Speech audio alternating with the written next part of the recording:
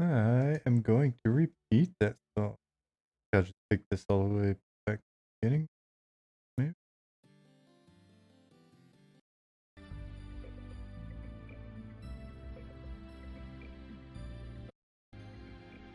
Weird. Alright. It won't go all the way back. Oh, that's fine then. That's fine. That is fine.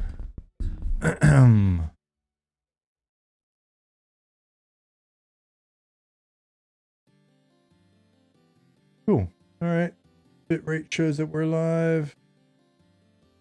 At some point, the various channels will be notified in Discord. Oh, it's happened. It happened. Discord was notified.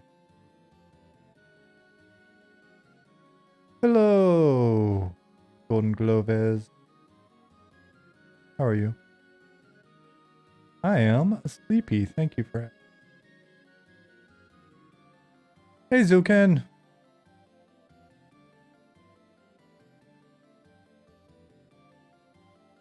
Zuken? I have been meaning to ping you. See what's going on. Oh man, today? Good. Oh, it was good. It's 7:24 here. Ooh, started working on a bat. That's badass.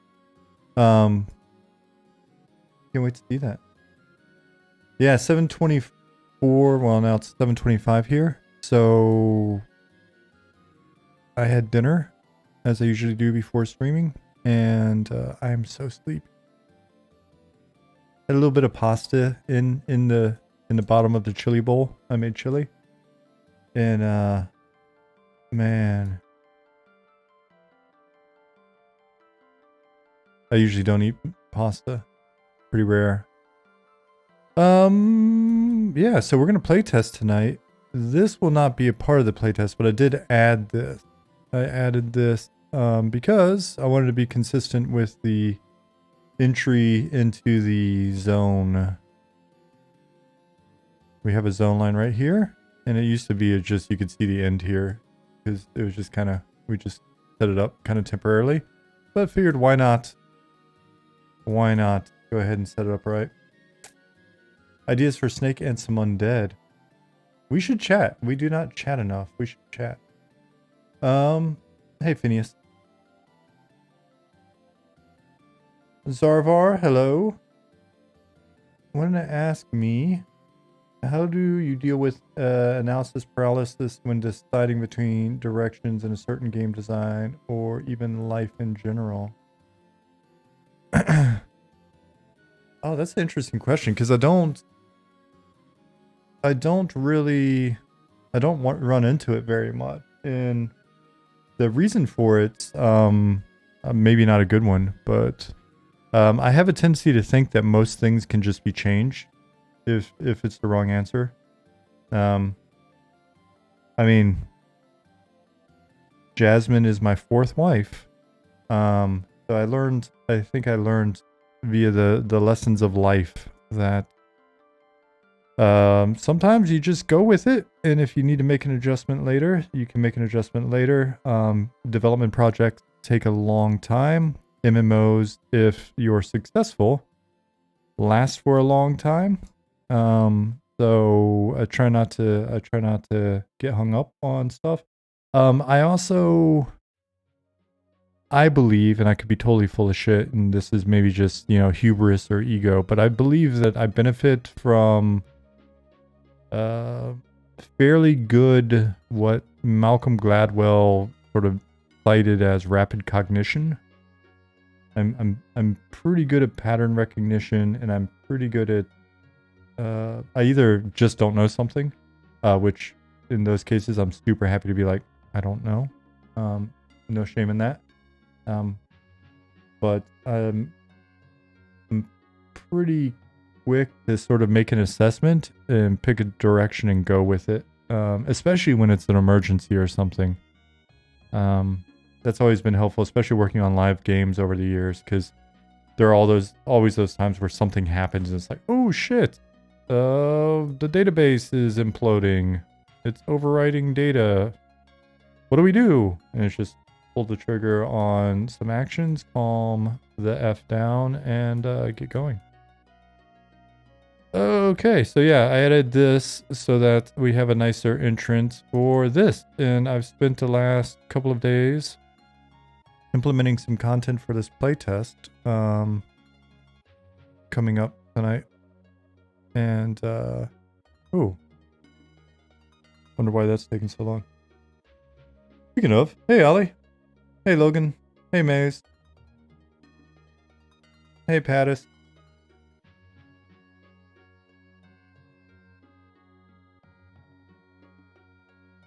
Oh, hopefully it's helpful, Golden Gloves. I mean, honestly, it's just, now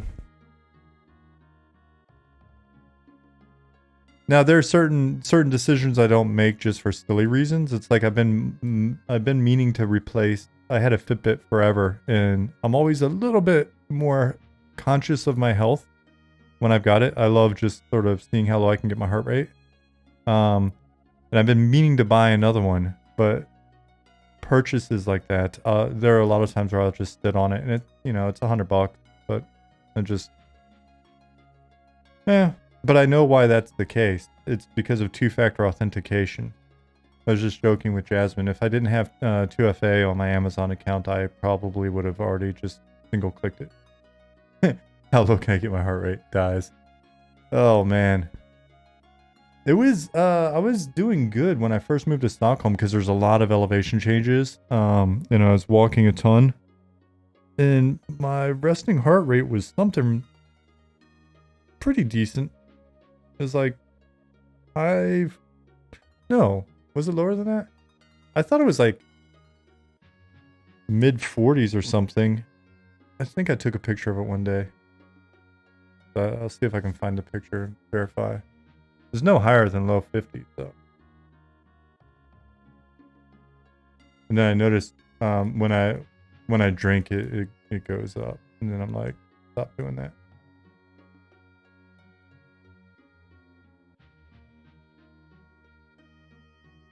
Yeah, that's when I read the analysis, when I was like looking at what's good, it was considered pretty good, and I was impressed with myself. I was like, good job, buddy. Alcohol is a vasoconstrictor? I believe so, and then it's the reverse for nicotine vasodilator? Is that correct?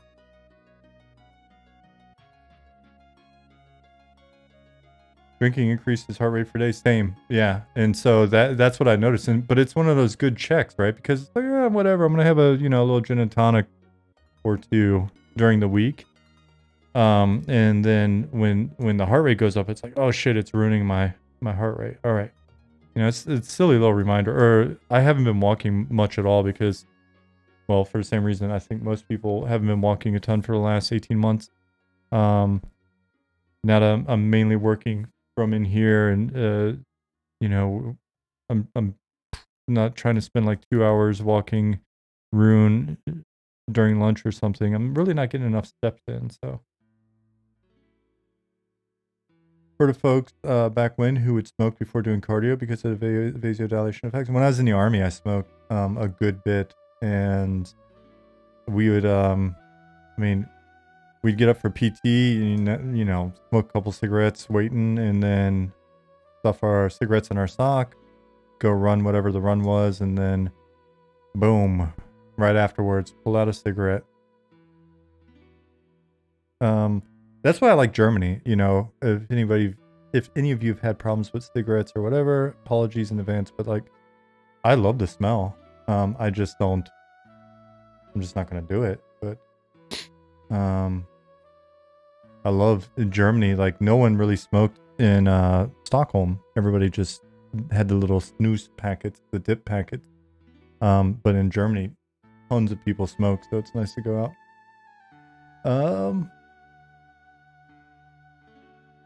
I'd like to stop drinking 5 to 6 times a week, but have no willpower. You know what helps me is having a little calendar. Like, I have a whiteboard calendar up over here. And I've done before where every time there was like an evening where I had a drink, I would just mark it on the calendar. And then at the end of the month, look and go, yeah, you should probably cut that out.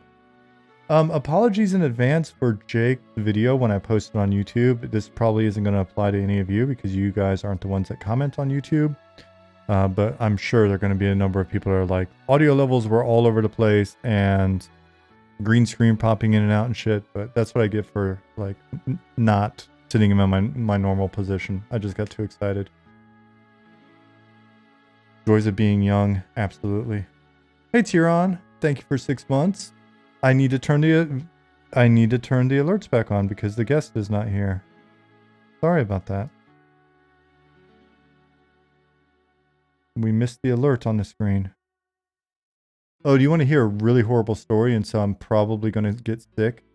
If not for an actual reason, just out of psychosomatic reasons. So we had a nice big wood delivery because it looks like it's going to be a cold winter, and with prices of fuel and everything going up in Europe and blah, blah, blah, I like to get ahead of the curve. So we had a nice big wood delivery done already and probably get another one soon for the fireplace. And I just assumed because Jasmine set it up, I didn't even think about the fact that we usually pay cash for that. And so the woman with the wood came, we unloaded it, and I looked at her and I was like, oh, wait a second. Did Jasmine pay already? And she's like, oh, let me confirm, called. Nope, need cash. I was like, son of a bitch, I don't have enough cash. And Germany's a very cash-focused society. And so, but there's an ATM like down the street right on the corner. Anyway, she drove me down, dropped me off. I was running to go around the turn there. It's right around the corner to get in the bank, and was reaching in my pocket. And I was like, damn, I was not expecting to go out, just run across the street and unload this wood. So I don't have a mask with me, but there are masks all over the place. And I realized I passed like 6, 7 masks laying all over the place on the way to the bank. So I turned around, went back, and started looking for masks that seemed like they would not give me a disease and kill me instantly. And there just happened to be a mask hanging in a bush. And yeah, it's so nasty. It's so bad. It's so bad. I'll tell you an even worse story after this one to make this one seem not so bad.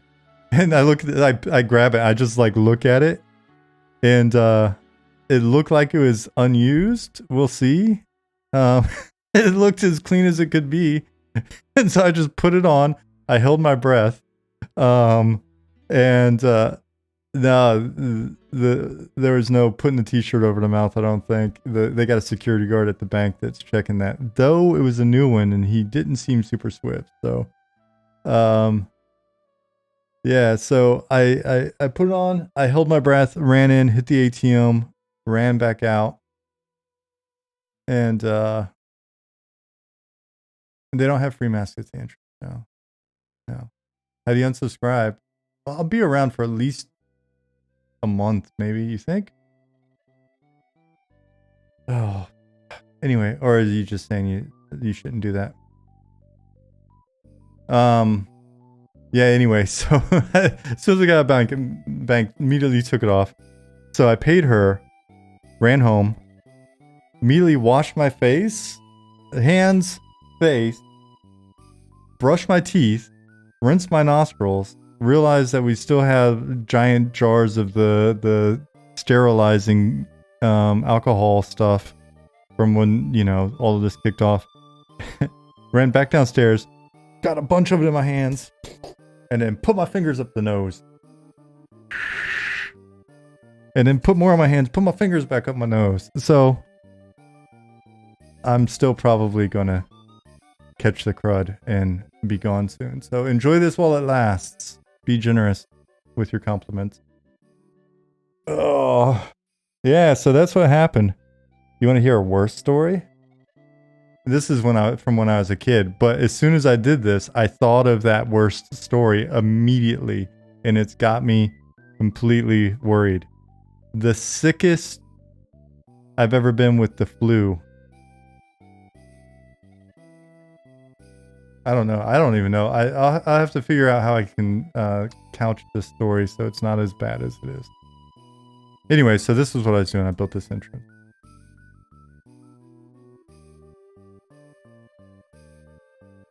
What's up? How you doing, Not? This is not a bathroom accident. It's not a diarrhea story. It may actually be worse. Oh, I can't tell this story. Can't tell this story. You guys will never look at me in the same light. But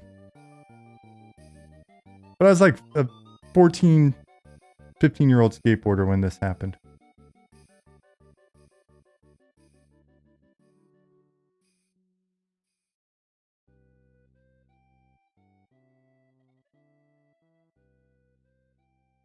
You say that as I'm working on lighting? Look, this is what I added, Ali. Look.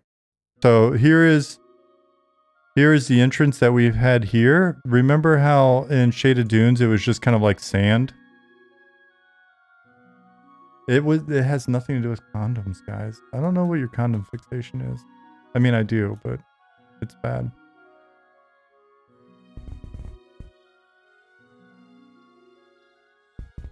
I made it a little bit prettier out here, Ollie.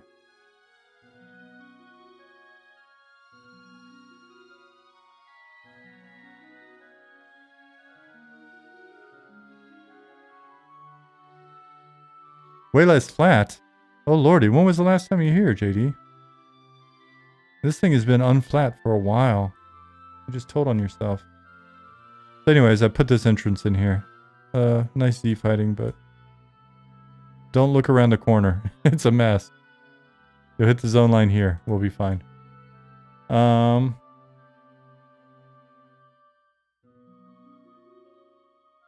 There's one sickness you'll never forget. I had a whooping cough when 9/11 happened. Was on the couch for weeks, barely able to breathe, and I was going down an hour away from you, watching on TV. Oh man, that's rough.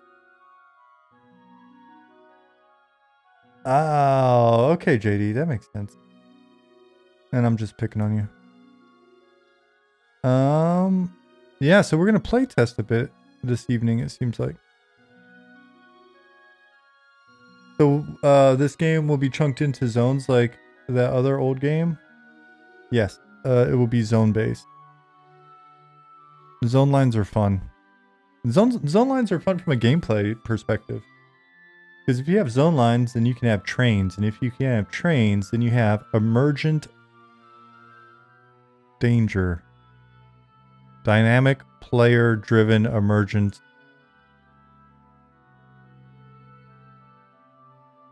Alright, so mini crit. No, that's not what we're in. Sorry. Call and watch.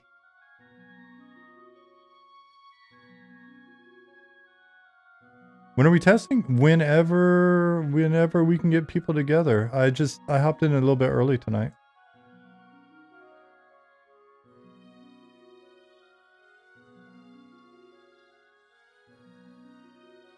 So, whenever folks are available.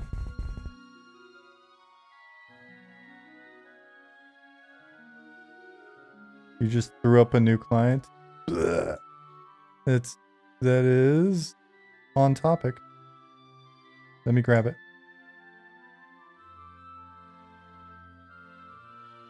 You trained someone for the first time in years the other day on P99. Felt bad, but I'm glad to have added to his emergent gameplay experience. Yeah, this one, I think that's a good way to look at it. I think zones are great from a scene perspective, I guess. Seamless zones are nice, like in WoW, but it always made the world feel significantly smaller to me because everything had to be scaled to the world. Yeah, it's one of those weird examples of how something contrived like that, I guess, for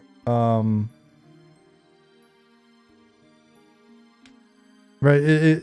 Anyways, it's something that's unnatural that then creates a strange world sense that feels, like you said, it can make a game feel bigger. I think it's, yeah, I think zone lines provide all sorts of interesting value.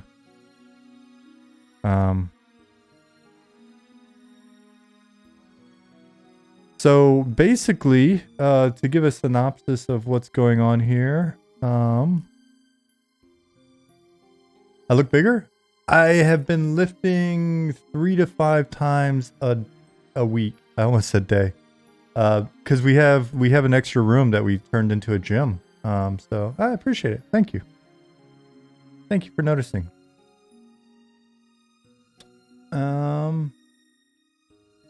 It's let's see, let's scroll up. Looking really nice. Haven't been keeping up with the streams much lately other than interview ones, but it's looking real good. Thank you very much. We're continuing to plug away, and we've got some exciting stuff, hopefully, coming up in the not too distant future on the character front. We'll start to see a little bit more character art coming online. Hey, Swanee.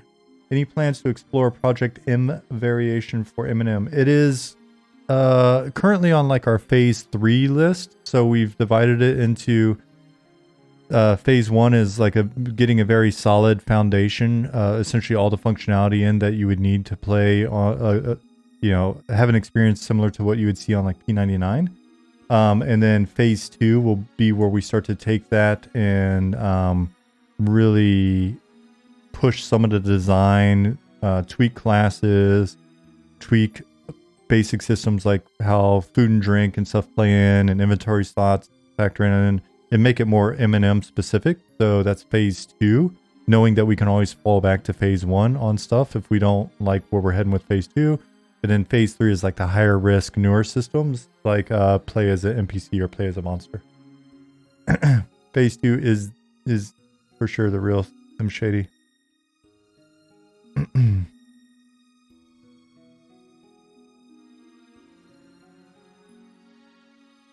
Plump bratwurst, that is a good point. Will this be recorded? Because I have to finish Quest Creator for UQOA. Yeah, it'll be around for a while. I think it'll last for like 30 or 60 days before Twitch throws it away. I need to talk to the team about this, but I do think what I've been thinking for a while is finding an experienced video editor that's proficient at video editing that could maybe help us out. And I'd have to figure out what that arrangement would look like. But we've got a lot of this like playtest and, development specific footage and stuff that I think we could be doing a lot with. I just, honestly, I don't have the time to like really sit and focus on it. At the moment at least. So let me see what people are saying. Okay, cool.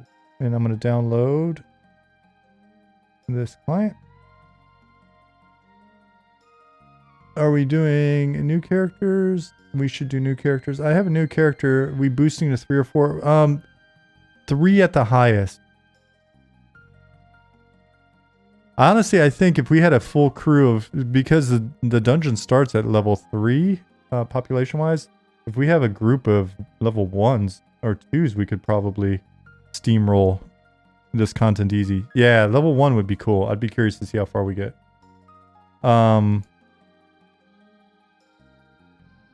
So I've just downloaded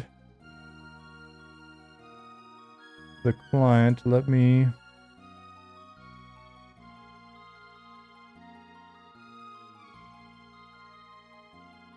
download.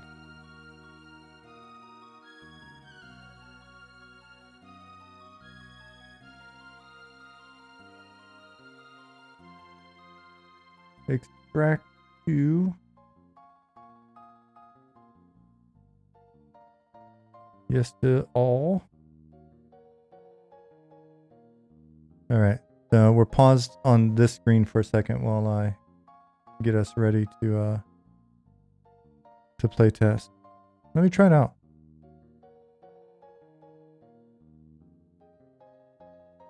Cancel. Sorry, that's the wrong thing that I'm doing there. Boom. All right. So, before we play test, basically I can show the stream.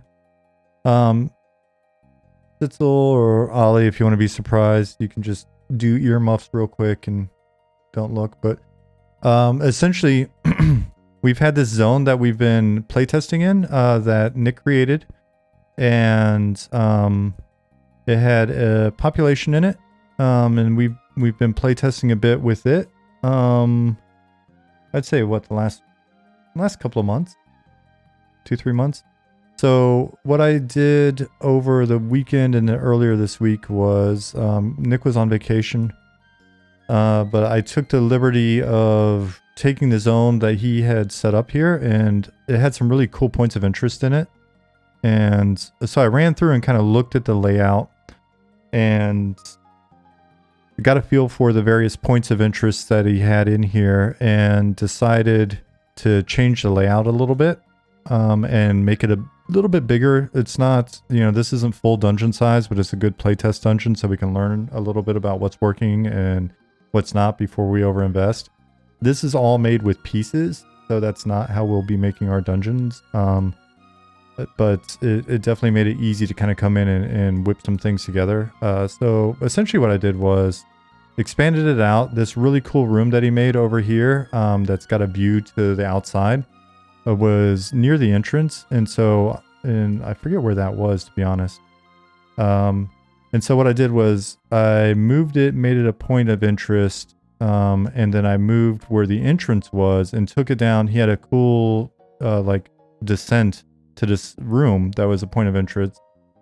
And so what I did, point of interest, not entrance, but I did make it the entrance. And so I was like, all right, let's come in here. And now this is, because the room, when I looked at it, when I came down and I kind of turned around and looked, I was like, oh, this has kind of got a little bit more of a, like a Guk entrance kind of feel. Like this is the simple lobby. And so let me get the zone panel up so we can see spawns a little bit. No, you're not going to use those pieces, but those pieces make it feel like original EQ. I think a lot of that is the textures that Ollie put on here when we first started, and then the lighting.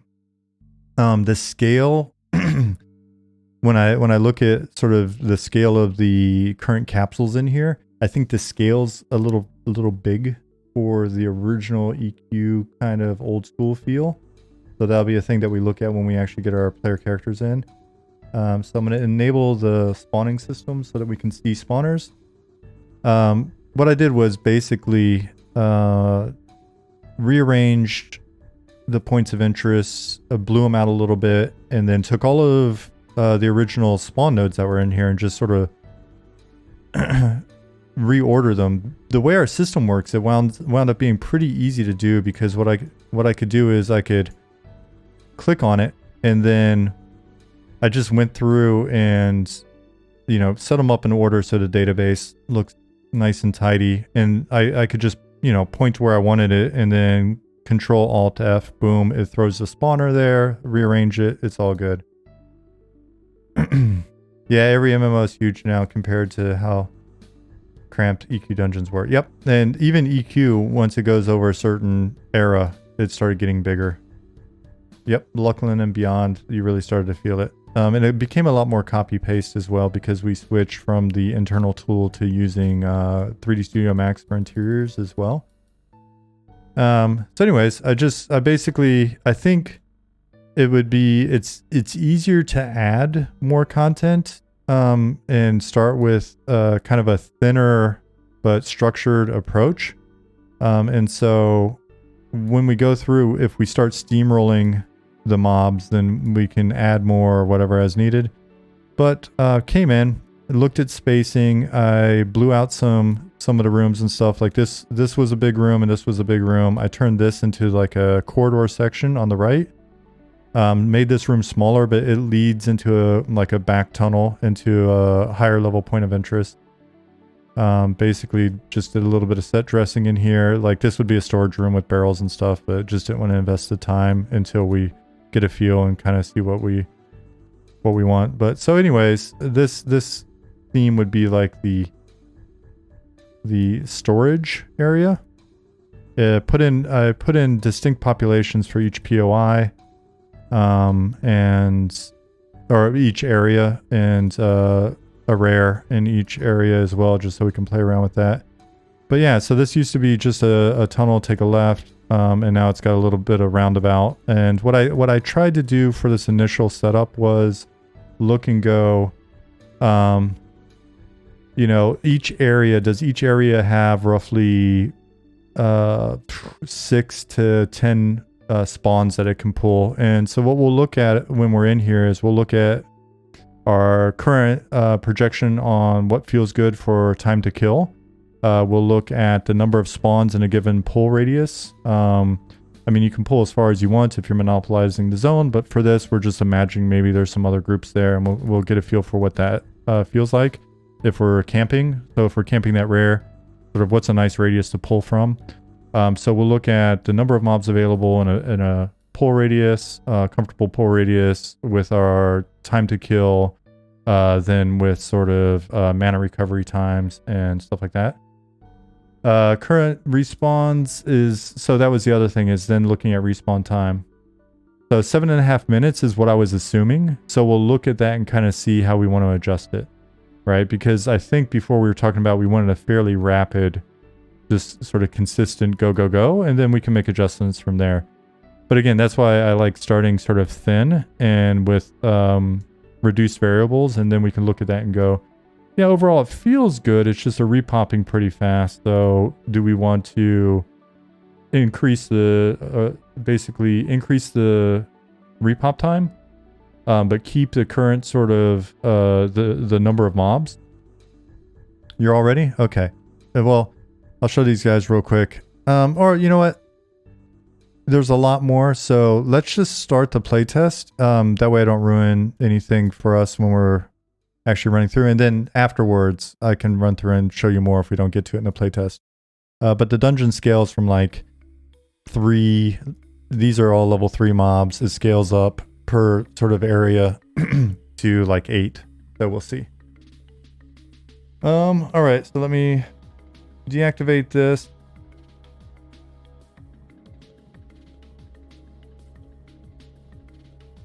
Disable, close, minimize. And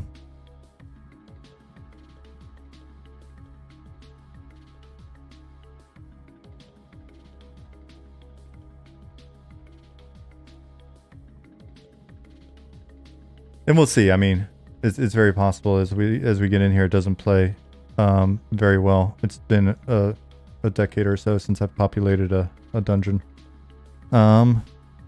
But like I said, there's some really cool stuff that Nick had set up in here, and I just kind of piggybacked and started blowing that out.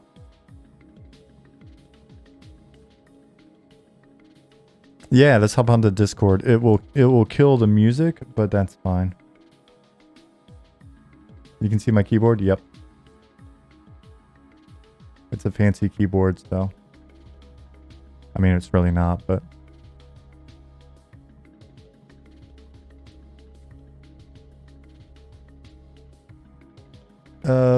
Designing a dungeon like this, you specifically design player camps into the level, or those tend to form organically, or a bit of both? Usually, at least in my experience, we would have an idea of where the POIs are and where the camps are going to be, and kind of work out from there. And then we see how people play it, and you can always make adjustments, and people can always surprise you. But I think it helps to have a bit of intentionality in that layout. We'd always start with by discussing POIs, because you got to know the POIs and sort of the breakdown, and thus you inherently have a pretty strong idea of where the camps are going to be. When you're thinking through the logistics of like how many art assets can you get created, you know, how unique are the various art assets going to be for this zone, you know, because you can do 1,000 points of interest in a zone, but if you've only got 4 interesting character models, then all of a sudden it's just going to get really bleh. So you shouldn't do 1,000. So it's a sort of a give and take on how many assets you have and what you can do with them, and and then how much sort of unique feeling content you can truly pull off. So, and then you're also looking at how much you think is needed to provide like a satisfactory experience in that situation. Oh, you mean with the password? If somebody was nefarious? Yeah. You could probably figure it out. You could probably figure my password out. I change it every day though. Ooh, that's a good question. 40 minutes in. Let's look at the song list. It is Parasite Eve, Out of Phase. So I really, now that Nick's back, I really, really want to do a Name That Tune. Like a Name That Tune contest with you guys would be fun, but I wanted Nick to be here for it. We should do that next week maybe. How would you say the dev is coming along in general? I would say it's coming along shockingly fast. And Ollie is a beast, and the design work is coming along nicely as well. But really, really impressed with the feature creation and stability and everything else. Okay, I'm gonna hop into Discord, so the music's gonna stop. So I apologize in advance if it gets a little bit quiet between people talking. I do have a little widget that I've added up here, so you should be able to see who's talking. And then you'll be able to hear more voices than mine, even though I have to talk over them to answer your questions.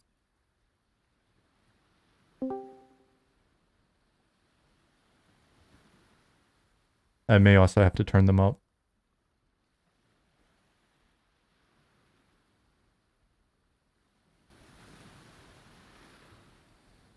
Oh wait, they can't hear you yet. One sec. Oh, audio. One day I'll figure out how to set you up properly.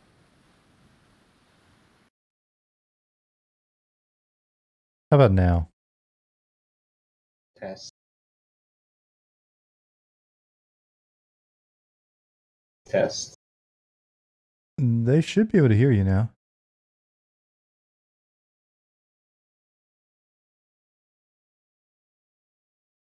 But there's no other sounds coming through.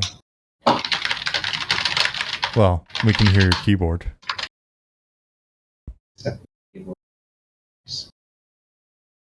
That zone line killed me a couple times earlier. Yeah, it drops you. You might have set it a bit too high. Or something. Actually, my slash zone also damage.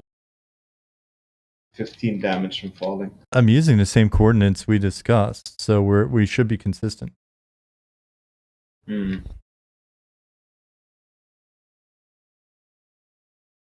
All right, I'm gonna sit in, recover. Is that Nick? It is Nick.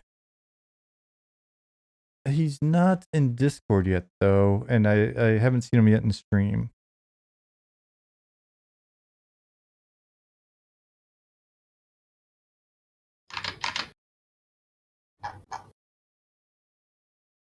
Hey, Nick. Hello? Hey, Nick. There he is. It's been a while since I've heard your sweet, sweet voice. Yeah, I'm a little bit sick, so I won't talk too much. Oh, Ouch. I hope you feel better. Thank you. Is that Sitzel? Badass. Nope. That is the man with the name you love so much.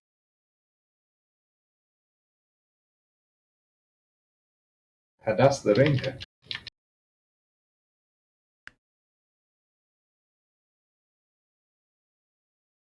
Nice. The name I love so much. Ah. Yes. Cool. Jasmine just motioned that she's going to go swimming. So I guess that means she's taking a bath. Swimming. Our gym is not that fancy upstairs. Come on.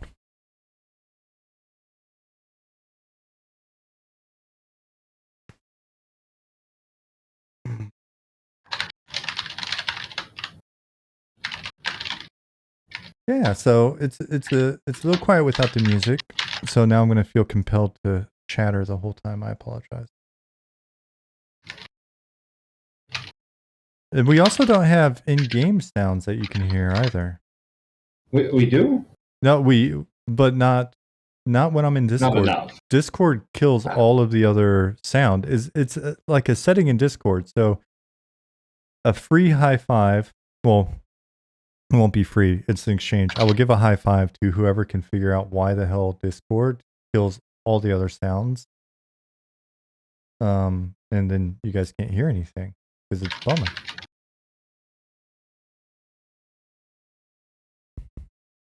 Oh, I got an invite. Accepted.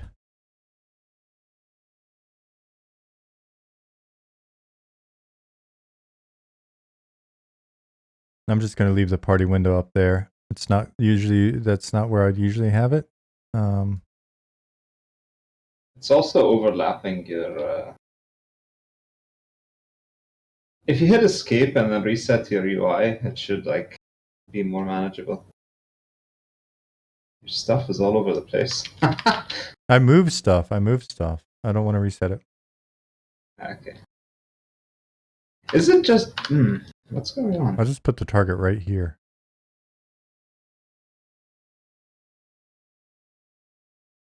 Something is going on with our party. When joining voice, it kills audio from not just the game client. Basically, it kills all the other audio. I'm pretty sure, like if I hit play on the video we were watching of music, it's Dunzo as well. Did your audio output in Windows change or something? Input did.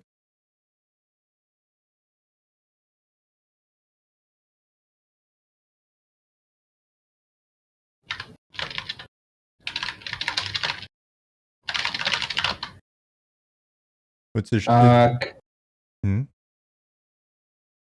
Sean, could you disband party? I left party. That's right.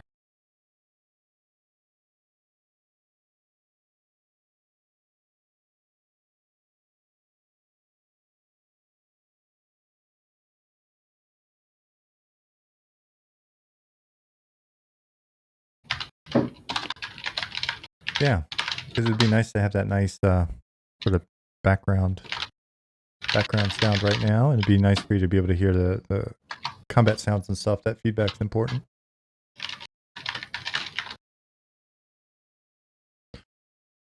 So while we're doing this, as I said, I've got the feeling we'll steamroll the content pretty easily.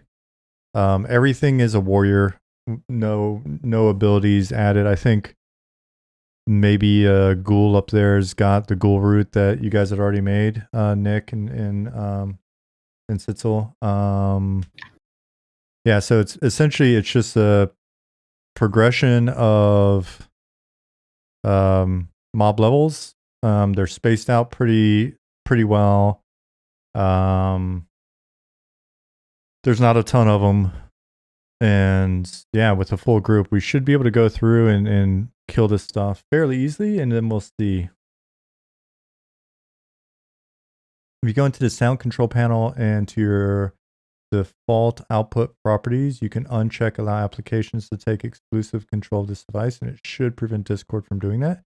Insidious. Cool. All right. So sound control panel. Sound settings.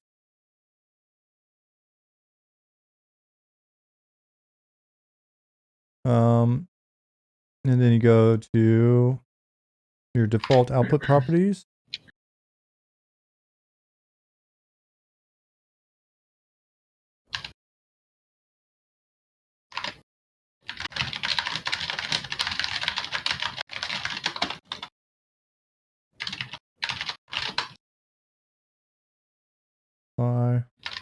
Okay.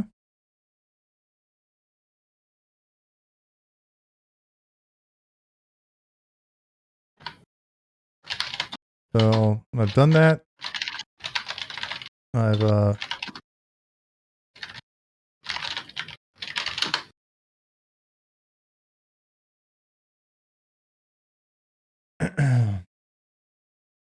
I don't think it worked. I may not have done the right thing, but I don't think it worked. Here, we'll do this again since we're waiting. Zoidberg, they were done just really quickly as placeholder. Yeah, they need to trail and flow and be all sorts of natural or whatever. But the effects were just, it's just, I'm sure it's like a matter of just checking a box to be, instead of like world whatever relative or whatever or character. Yeah. So just I haven't put much thought into it other than making some sparkles. So we'll have to check it out. I double check your audio output device and Discord options.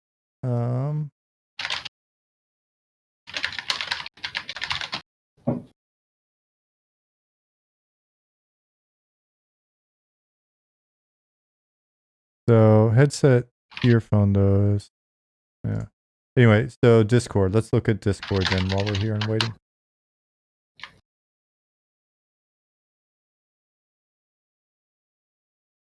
Plugged in the cord for other sound. Are you being silly or are you being legit? I thought I looked in audio settings in Discord, and I honestly I could not find anything.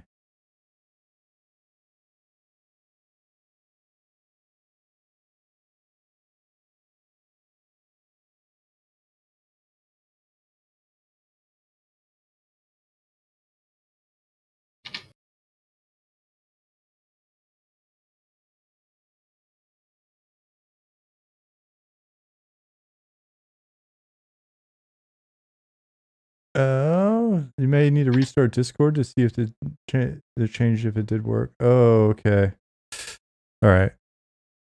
So that might be something I can try in a little bit. It's not like I'm restarting the stream.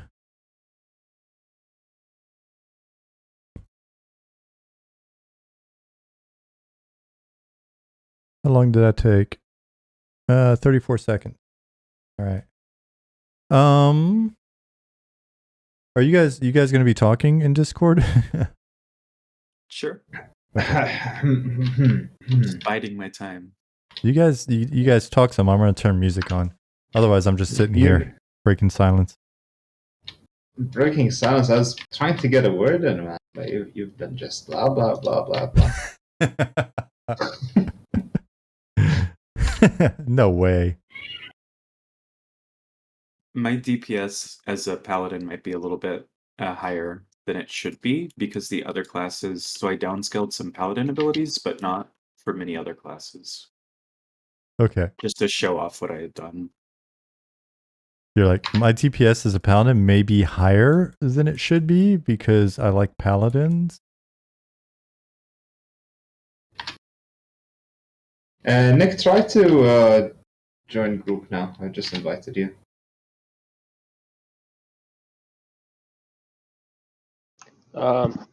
Doesn't work. Oof. Oh, it fled. He fled fast.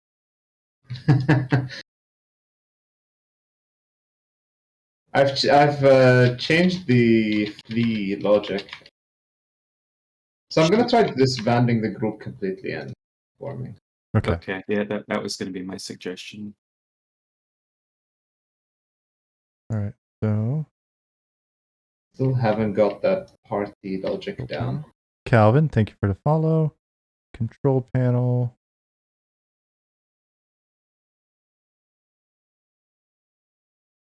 Then you said, Nick, did you get it? No. Weird. communication. Very, very strange. I wonder if your character has to be like offline, like when you relog, Yeah. your character never left the game world. You have to log off for a minute and back. I should actually make a command to just knock you off the world. I don't have a communications panel, I don't think. It doesn't show it here. I'll let you know when your character's out, Nick. When It's when 60 Windows seconds. detect communication activity, do nothing. Yet, not that. Oh, there it is. Apply. Okay. You're not splitting game audio with voice meter or anything? No, I'm not. When I was having problems streaming last year, I stopped using voice meter because it was super. It felt like it was very resource intensive. Was that to You're mute out, Nick. other sounds? I believe so. I set it to none. Let's see what happened.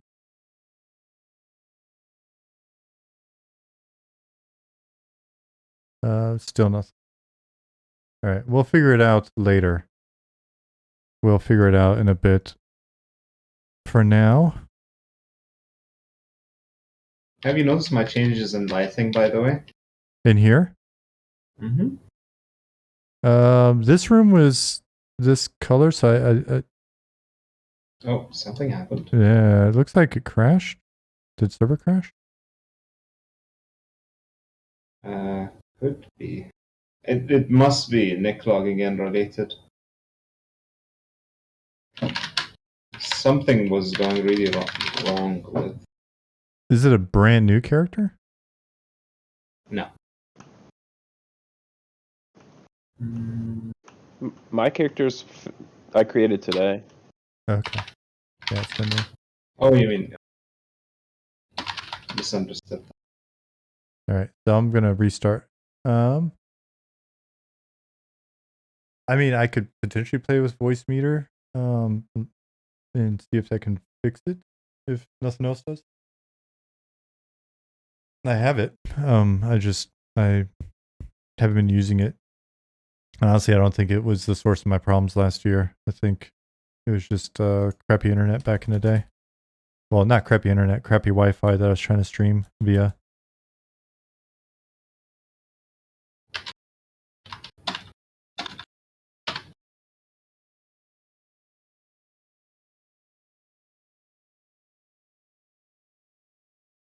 It was I traced the error. Let me just reboot everything. Okay. I traced the errors. I'll fix it. While you do that, I'll continue to look at sound settings.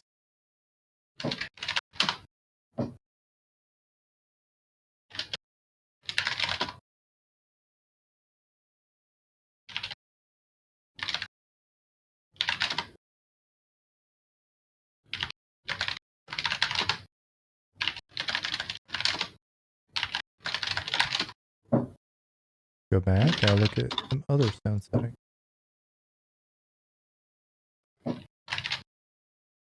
I restarted again, Ollie, because it missed the zone that we were in.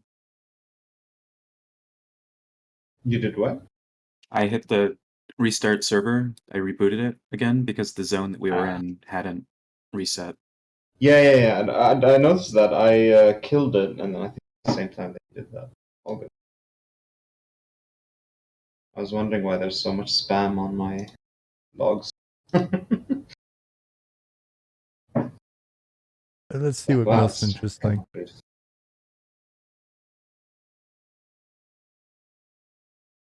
It's probably currently unsafe to zone in, but maybe Nick and I can help you.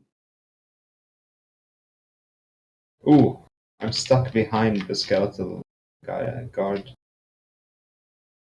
Interesting. Okay, I'll read this and see, and I'll follow up on it. Thank you very much. Hey, Zoe. I almost typed your name in because I was just reading it. Wow, that's how my brain worked.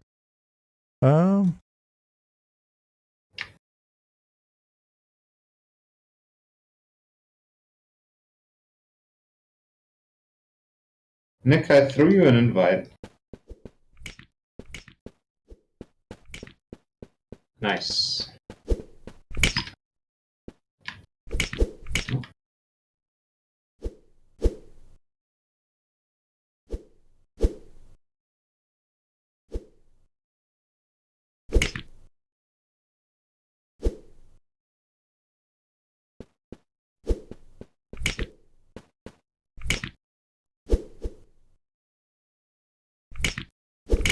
Oh wait, Ooh. can you hear that? You can hear those sounds now, right? Something we just, I think something we did fixed it.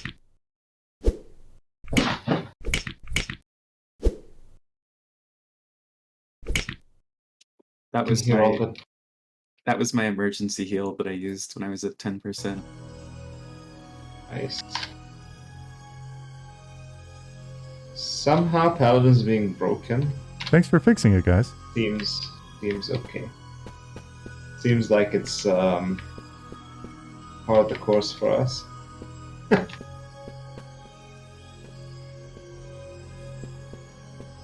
do we know what we did? It was probably... It was probably the don't take control thing, Yeah. but then you restarted the client. Ah. So had already muted it before, I think.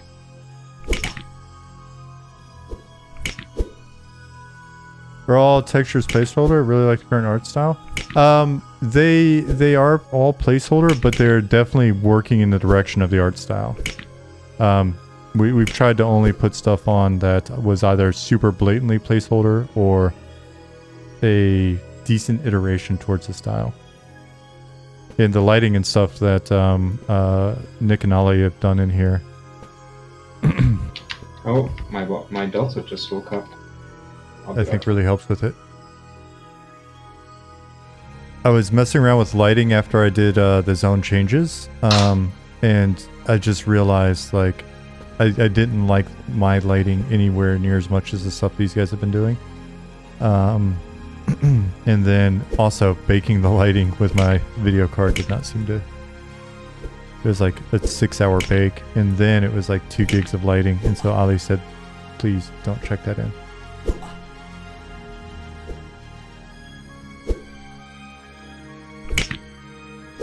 Let me know if the music's too loud.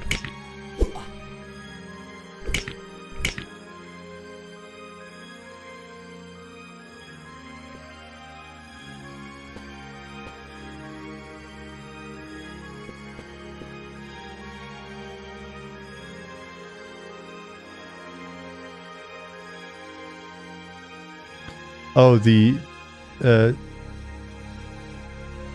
it's kind of fine. Okay. If you randomize the pitch and sounds generated when the mob swing hit, may make it sound more organic. Oh, that's an interesting idea. Yeah, the sounds are super placeholder. UI is definitely placeholder.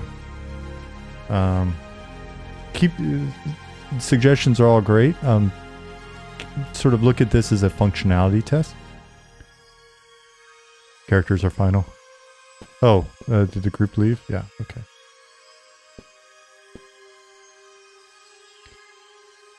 There's also accidentally a trap in here. But it's a fun trap, so it's not picked. I don't think.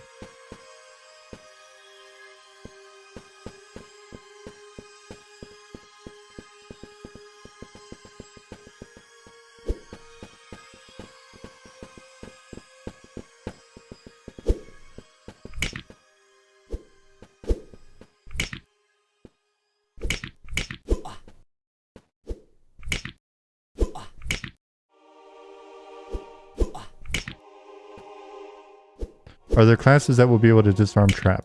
Yes. But not this kind of trap. This is a pit trap. Will trap detection by class be class specific or a skill all characters can learn? It will be this. We've talked about it. This isn't final. We've talked about the idea of having it be a skill that characters can learn, but only up to a certain point, whereas certain classes are much better if that is articulated properly.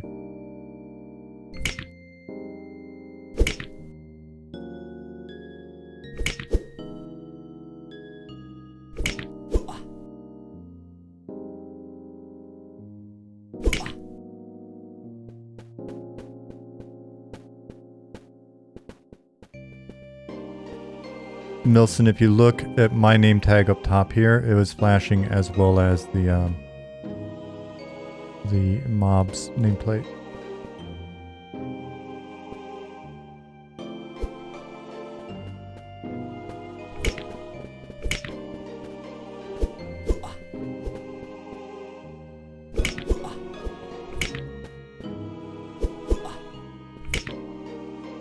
I got smashed. All tracks are detectable. Yeah. Eventually.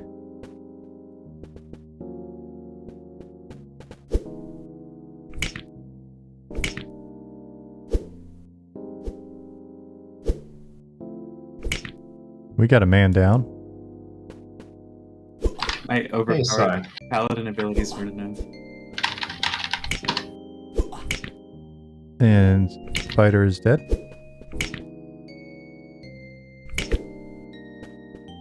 Thank you, the letter C.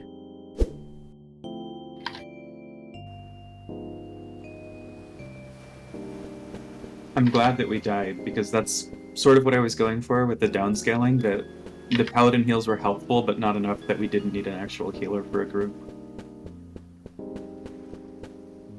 I'm glad we died as well. Just because then it wasn't a complete pushover.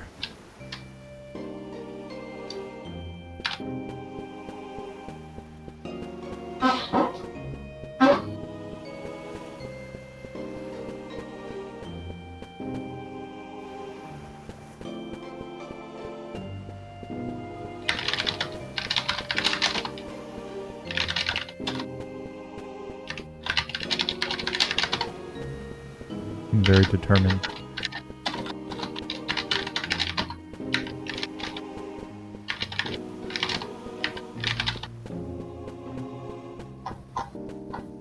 Do we not have any res spells? No, Not at DB. level 1. We have a GM res and a 0% cleric res in the DV. What's the GM res called? GM res. GM res with a Z. I tried it.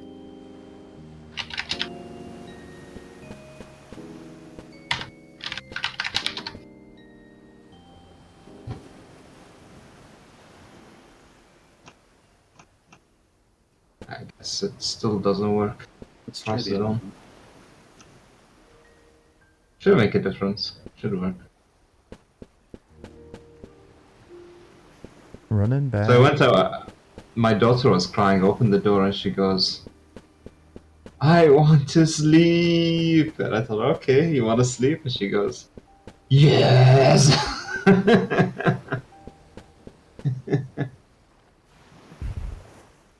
She really wanted to go back to sleep. I'm never gonna like understand kids. Did she explain why she couldn't sleep? No, I wish. The face keeps staring at me.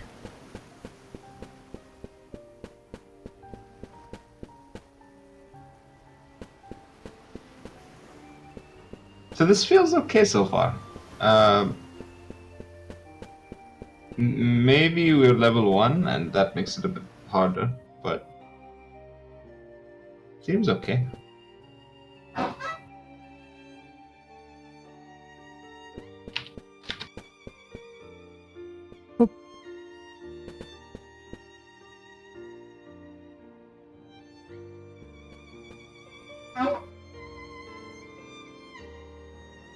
Oh, we're at a crossroads. Which way should we go?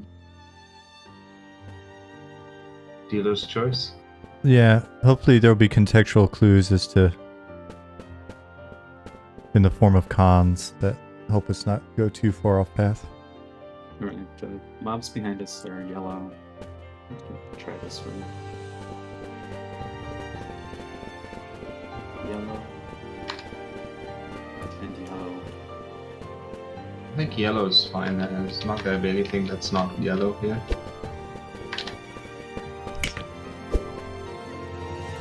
Yeller.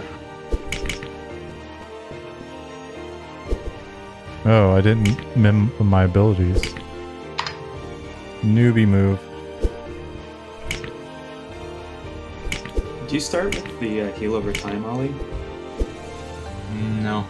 Let me make one for you. I've got minor heal, flame burst, burning embers, twisting roots, wood skin. At the moment, yes. Phase, Sean. Thank you. You're welcome. Brad Snake. Hacks. Oh, that's red. Maybe we should go the other way. Is it red to Nick? Oh, I don't know. I think it might be a roamer. Oh no, it's just in the alcove there, Nick.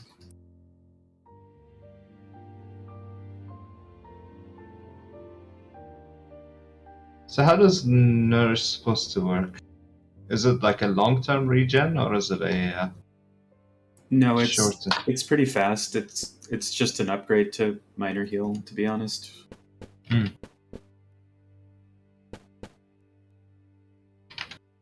The tentative plan that I have in my head is it will have a sort of a shared pool of healing spells early on, and then maybe around like 25 or 30, each of the healer-enabled classes will get more specialized version of the like generic single target heal. And so that's the maybe downscaled version of that. Mm.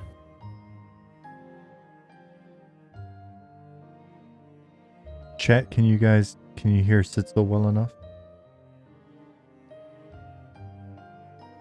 And yes, days, Sean. You, if you die, you have to remap.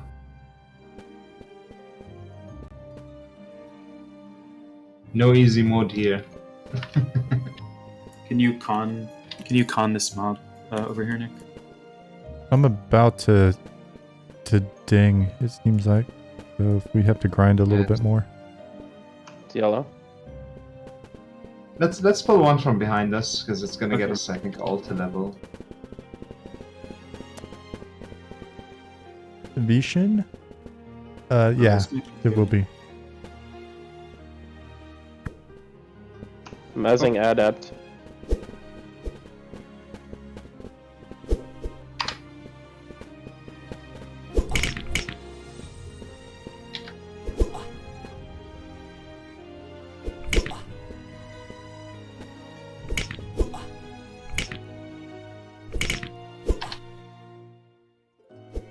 I probably should have given these guys some equipment to drop.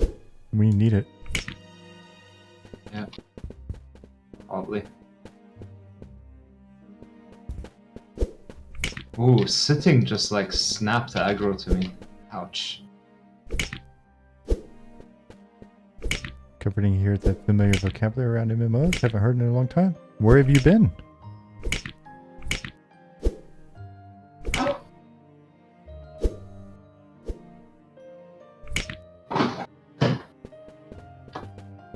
I have dinged. Oh, we have a mob behind us.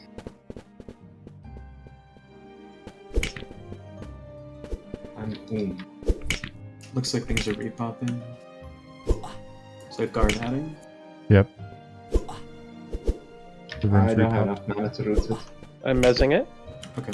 Adulting, yeah, that'll get you.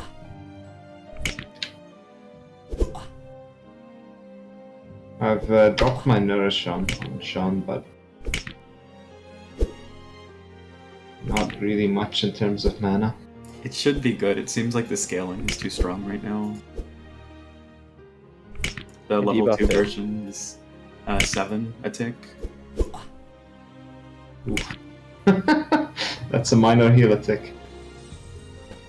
Well, almost. I think minor heal is 7 or 15. Well, Well, Where's the ding sound placeholder? Oh, it's a fair question. In progress. In progress. We've got some more placeholder sounds in progress. So and all sounds you currently hear are placeholder as well. all the sounds you hear are sounds Ollie made with his mouth, like the guy from a police academy. He's really good at it. let's That's move back to the hallway that Nick was in to avoid the repops. Do you D-level if you were to die currently? Yes. At least I have while testing. Not till level 4. Oh, not to level 4, okay. Well, level 5. So you can de-level to 4, but you can't de-level to 3.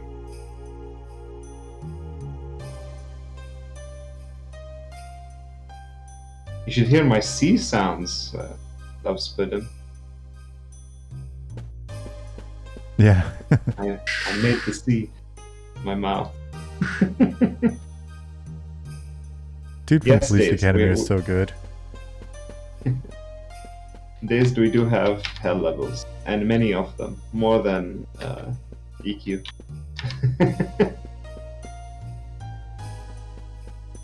I was enjoying putting in hell levels way too much. Might have gone a bit overboard, I don't know. The DPS report is just for us testing. That will not be a part of the standard client. We don't want to do that to people. Oh wow, this hits hard.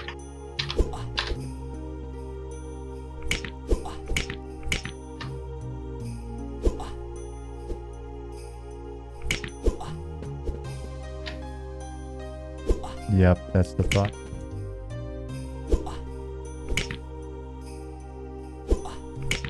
Did my debuffs seem to reduce its effectiveness in combat?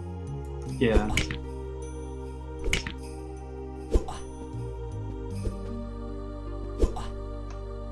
I've playing around with debuffs, like, they actually do a lot.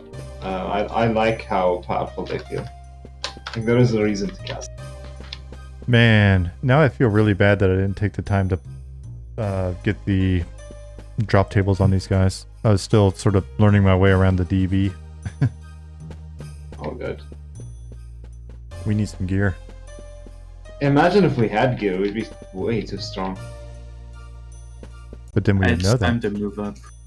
Let's follow me. I have found the way. Alright, follow me, then follow Ollie. I'm behind you. It's pretty neat. There's a little roundabout here. Okay, back to the start.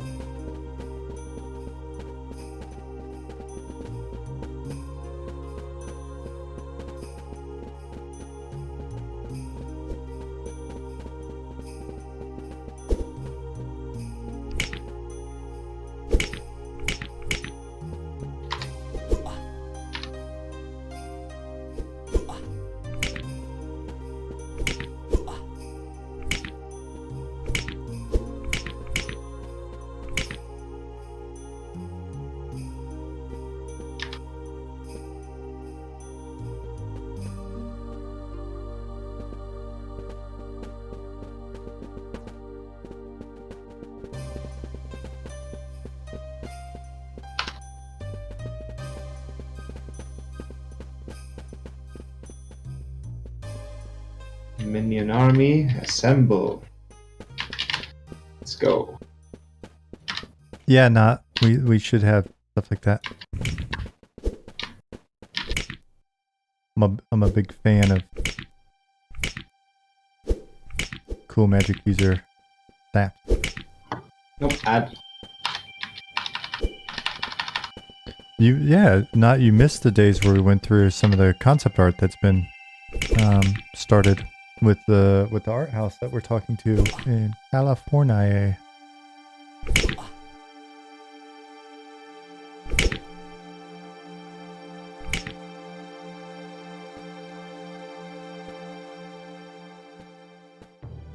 We'll go through it again, don't worry.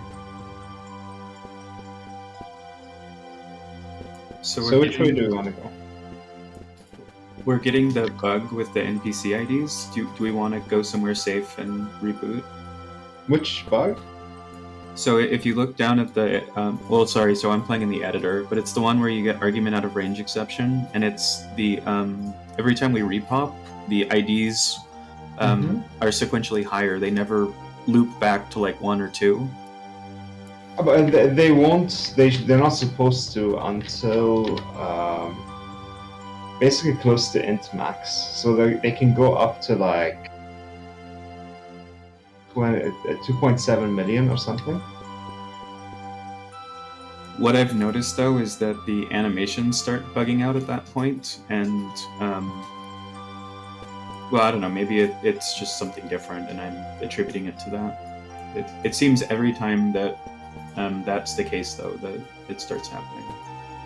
Let's see now. Once we like, if you see something weird, let me know. Let's take a look. Did you get experience for the last mob we killed? Mm-hmm. Yep. Oh, okay, I didn't. That's weird. Can you click the arrow on screen and like copy paste me the Yeah. stack on oh.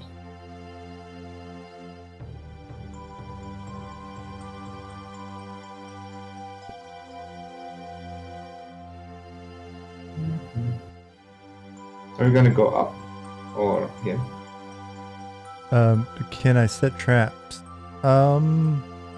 We do have traps. I personally can't yet, but I can learn to create and set a trap. Can my fighter set a trap? No.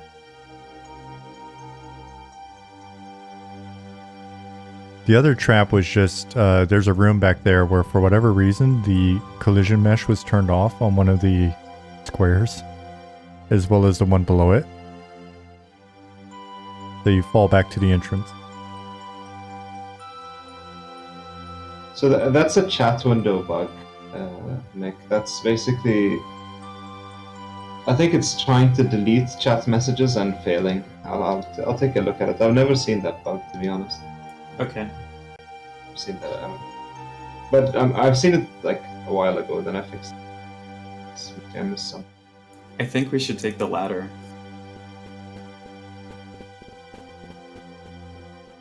Wait. I mean, okay.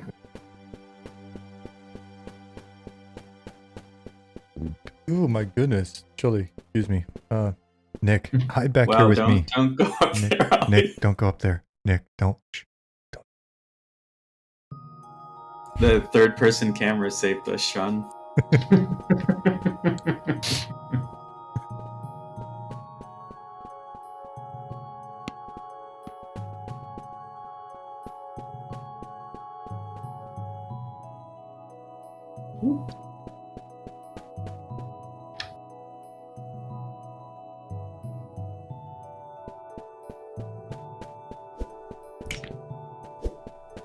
It goes well, Retro. Goes well.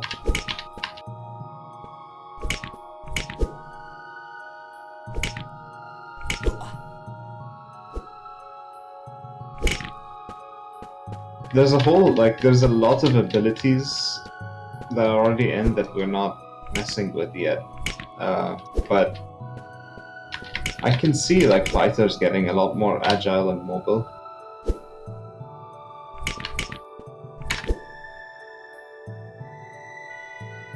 And then being, good traps themselves.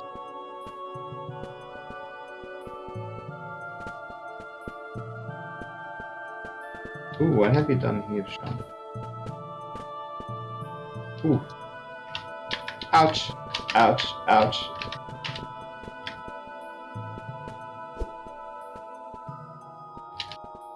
Ooh, he's big.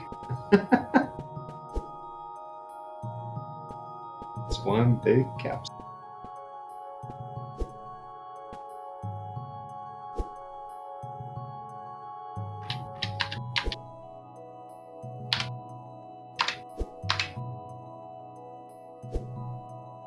It reminds me of the isotope from The Simpsons intro video.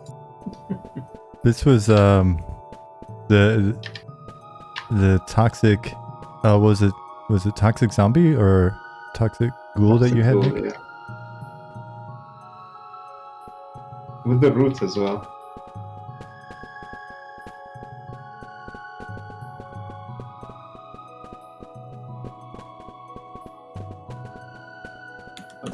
Behind us. So, how do we feel about the lighting? Like, is it a good amount of lighting? Is it? I mean, does it look okay? Is what I should be asking. We need better light sources. Forget that. Like, the light sources themselves, do they look okay?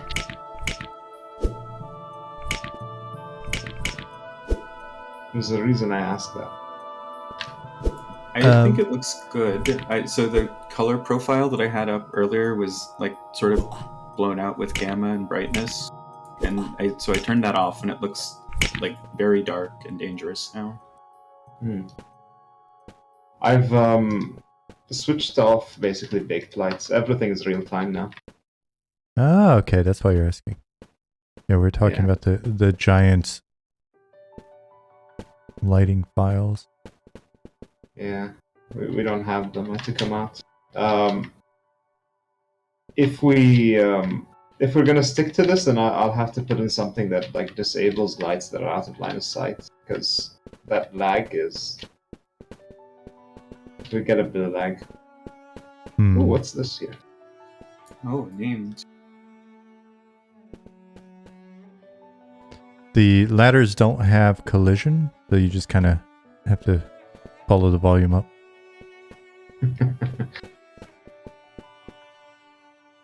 I'm coming.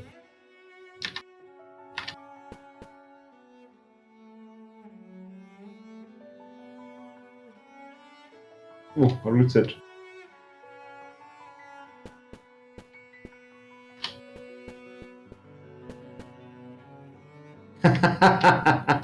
Is the pathing bugged? I haven't seen them be able to get down, so Yeah. Do you want to head up? I think Yeah. the GMs are gonna have to have a word with us. Exploiting, that's not good. well, you turned purple for it. I can't follow you up. Stuck here. Yeah, I have to relog also. Why? The ladder doesn't work, and I traded with Nick, and the trade window is persisting after the trade. Oh, so it's that chat bug. Okay. Yeah, we're gonna have to reload. Oh, if I'm rooted, I can still climb ladders. Just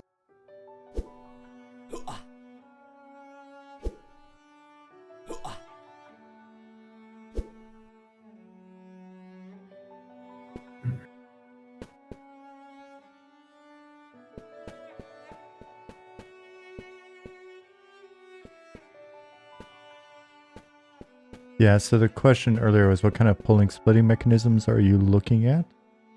Feign-Death, pet pulling, pacify, and Sitzel responded Feign-Death, pacify effects, and some new things.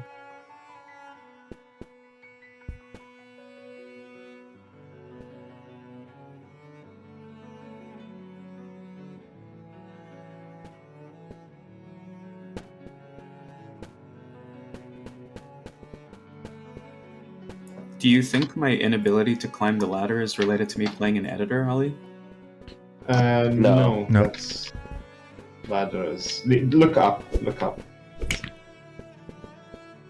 I get in front of the ladder and just hold I spacebar. see. Okay.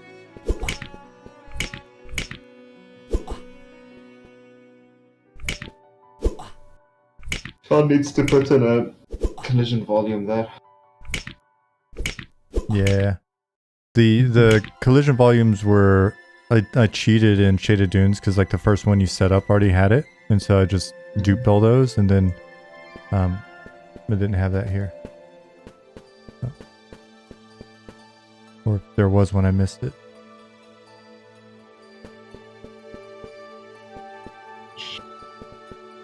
Oh no. What happened? I fell and then pulled stuff.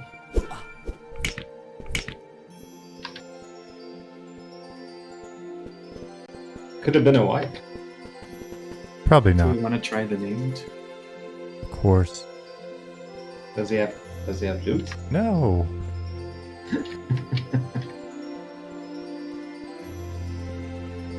I'm rooting the researcher.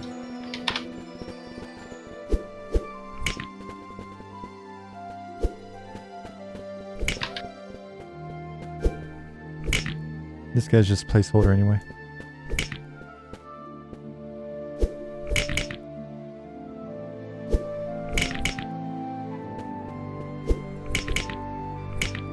Oh, Nick is that Demas? pacified me? Okay. I had a little bit of buffer there, just honestly to allow that exploration.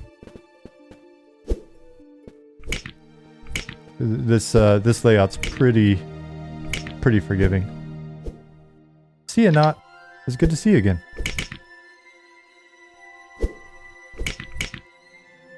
Oh, I got the same error.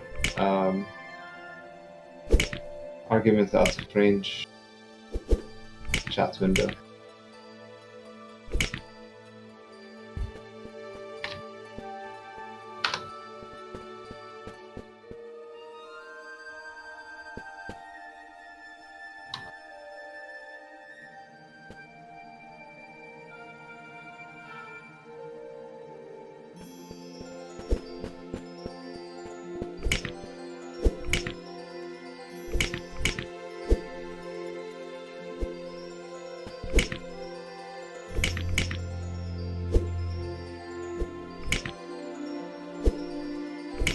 So essentially, this library area is just that first room in the original one expanded to.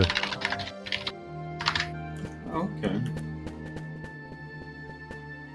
So remember when you would come in, basically you'd come in and then there would be this room, the split level thing, and then you'd go left into that really cool skylight room. And so Nick, I moved that to be like the main point of interest in the dungeon.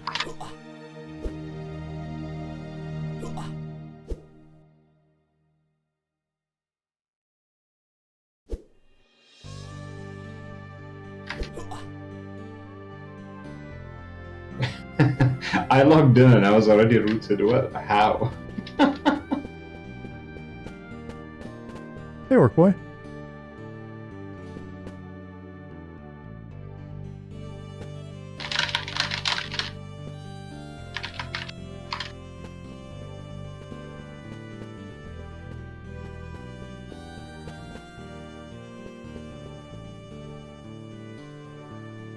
We are missing Sitzel, aren't we? I'm here. In group. Oh, it shows me in group.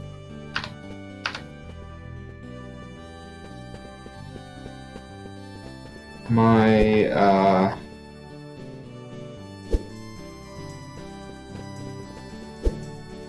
invited some.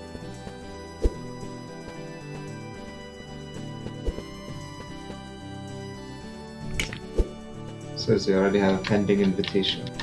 Looking thick today. So How could you tell I'm sitting down? I'll log out for a minute after this poll, then come back. You probably crashed the server. Maybe. Hopefully not.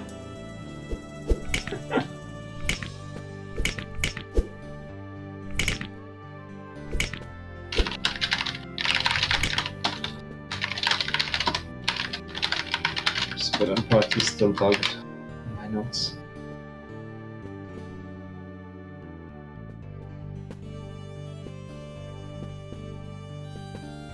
Thank you for the compliment. Hey, Stoic.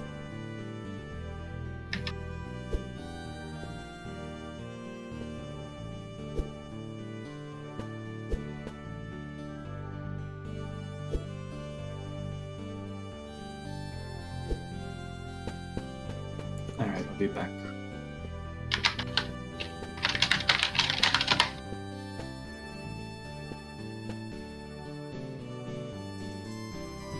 It's interesting when certain lights create like that pixelation.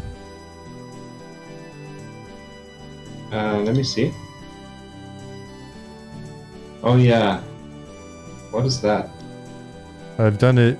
There are one or two lights in Night Harbor that have done it as well.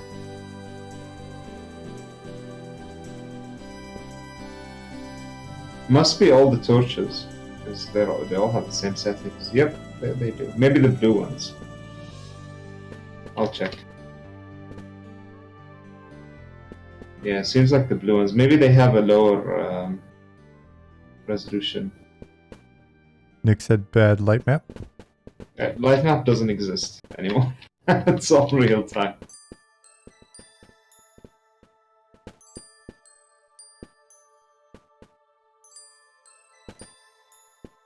Oof. Sorry. Help! Help!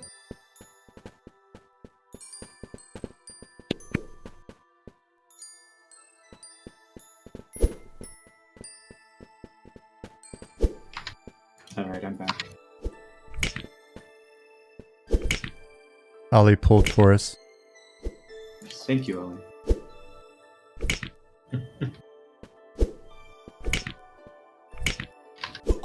Wouldn't quite say it was intentional, but you're welcome. Thank you, Orc Boy. Oh, Stoic. Sorry, buddy.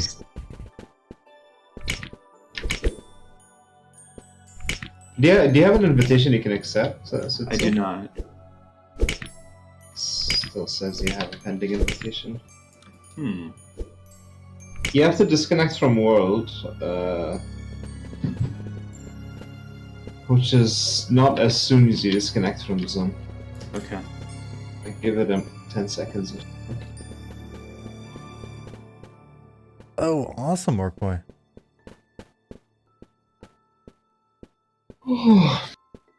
Have you been in the zone at all?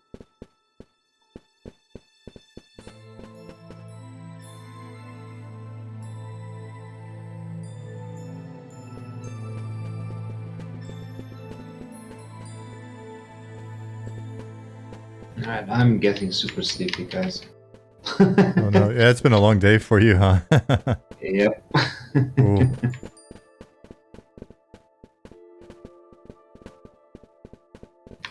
Fine without a healer.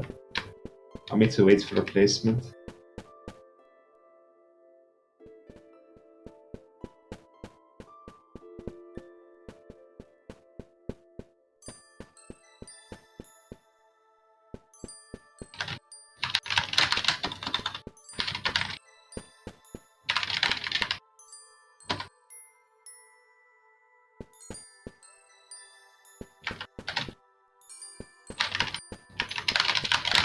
So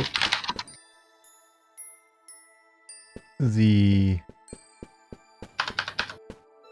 I was about to say, if we want more pulls, there are 2 up in range here, and there's probably another one up on the 2nd floor.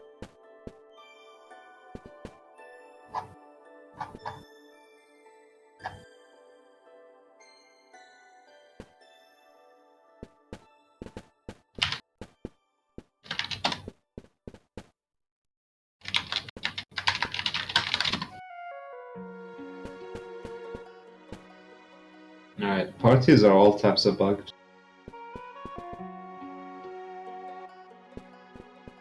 Or not.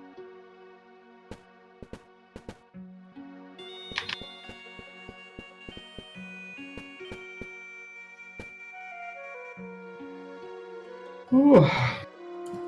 Are you able to invite now, Ollie? Next, I think next Oh, leader. okay. I think. I've been trying to invite. It doesn't work. I It says see. I'm not the leader. Oh man, we got repops. I think disband and try again. And the 2nd one added. Oh no.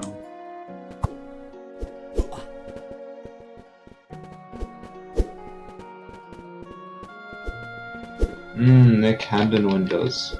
I forgot about those. Oh yeah. Reading your notes. We're not wiping. Hey, excess.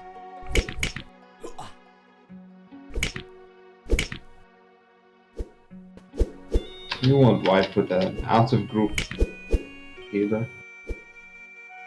Like the old good old days. Yeah, Let's pick the goal. Oh, there's another goal. Okay. Yes. yeah, Stoic, that bug was funny. Oh yeah.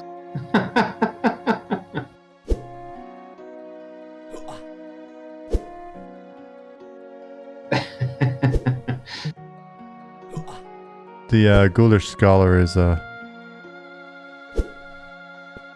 spamming. Apologies.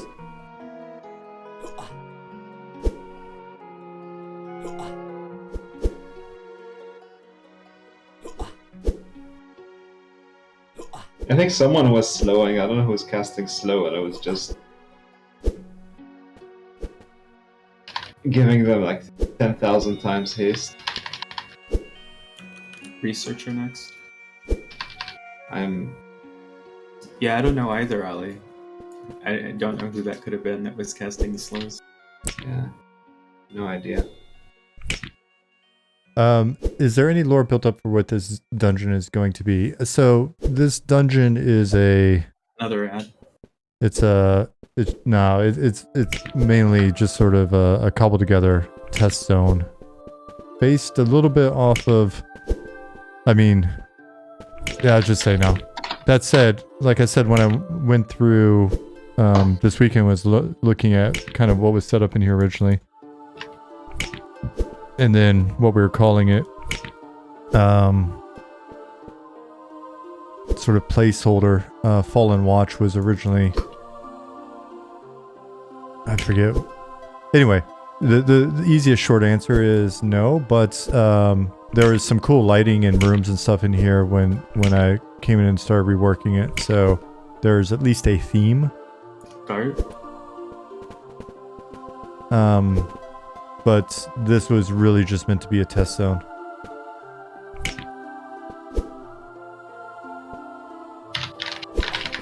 Fallen.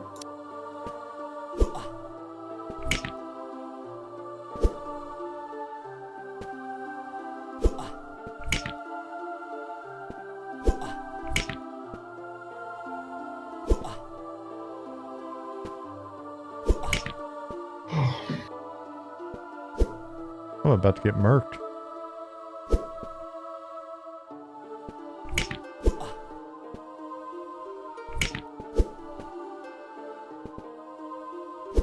So it seems the world server is not doing very well with all the party bugs. I think I should reboot it before I leave. Okay. Actually, never mind. It worked for you. My character might be bugged. Mine is bugged also, Ali. Hmm.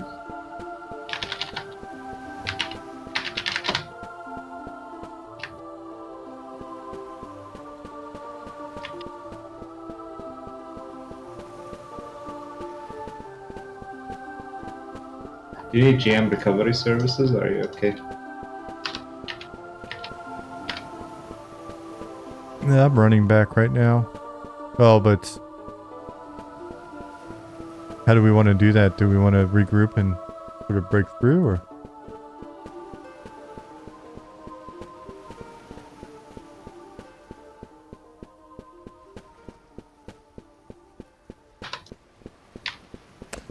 So, Golden Gloves asked, how are we handling raid and boss dungeon testing? Feel frequently help. Playtest raids and events well in advance. Always felt like you gave a massive unfair advantage in a race to world first and data leaks. Is this something can be done in-house? What skill players need to bring outside help requirement test? Well, we're focused on group content, so that reduces a bit of the challenge of test logistics. That said, what we're really doing, so this kind of goes back to the earlier question about the theme on this. One of the things that we're doing with at least the fundamental stuff in these initial proof of concept zones is to basically treat them, rather than reveal a ton of lore and focus on exposing the lore and going deep on the lore at the moment. The lore, and later on when we actually start building the sort of the real zones and putting in the real content,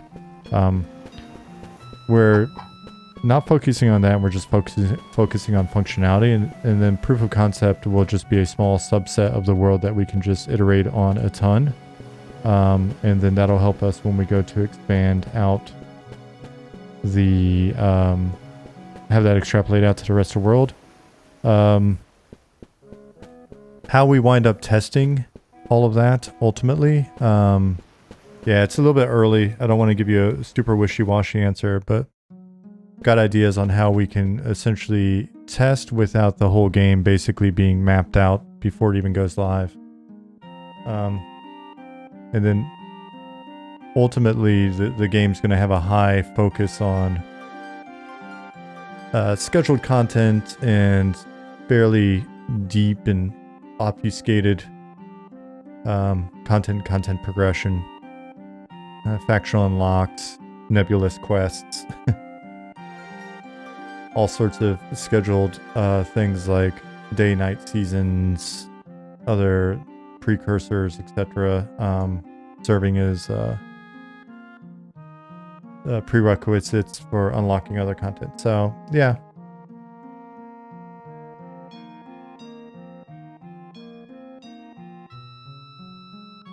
And then on some stuff, I think we'd rather have it be a wonderful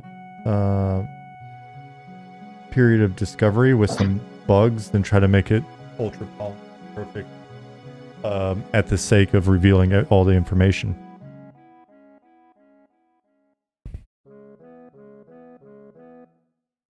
We're taking... Oof, it's 40 points of damage from falling on the zoning. Hey, Digital Century, thank you for the follow. Yeah, I don't know what's up with the zone-in. I think the zoning point is not exactly on the floor, and therefore kind of stay a little bit above the floor until you drop down. Which is being bad as fall damage. Well, now that it's working, I can adjust it. The fact that it wasn't working for me at all before was kind of throwing me on the tweaking. Nicodemus, we had a little bit of a chat on that topic with regards to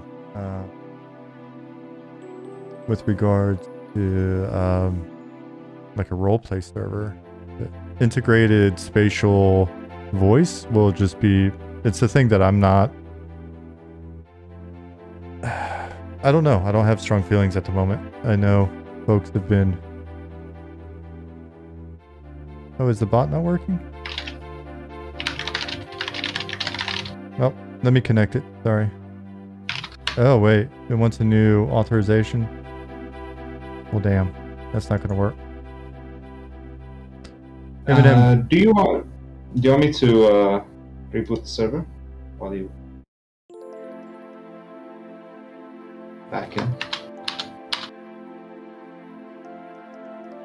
Alright, I'm knocking out the server.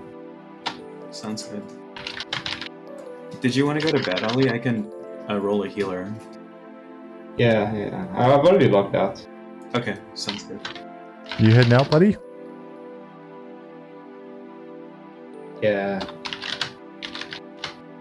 Sleep time. Hell yeah. Sleep is good.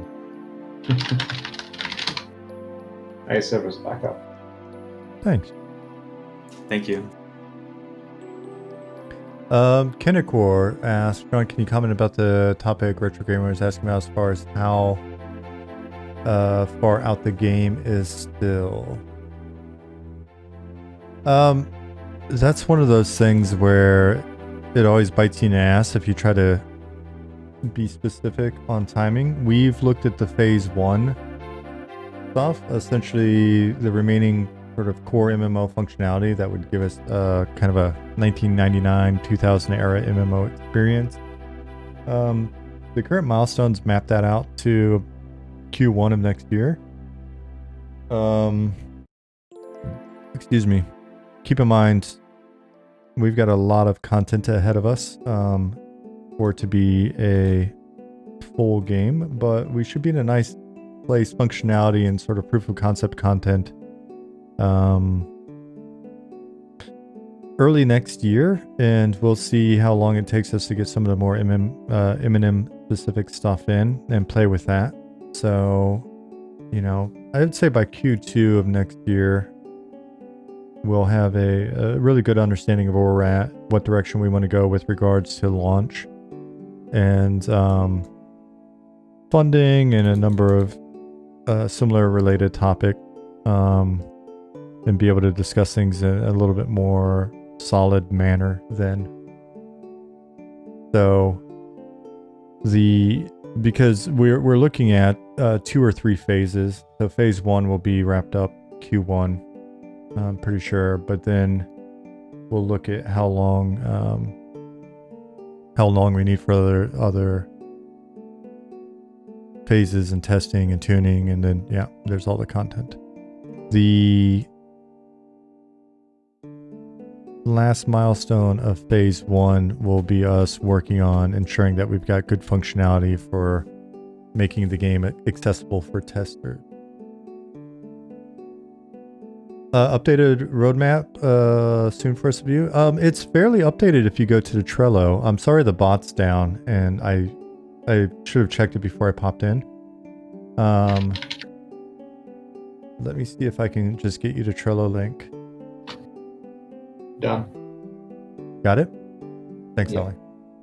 No worries.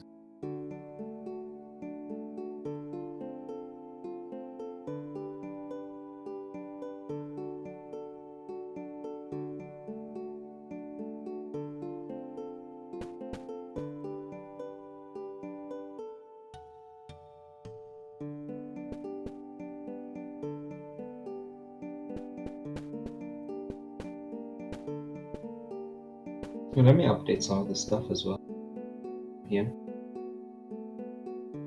And before it's 4 a.m. and I haven't slept all night. Seems like a theme with me. Yeah. Yeah, I don't know how you do it, man.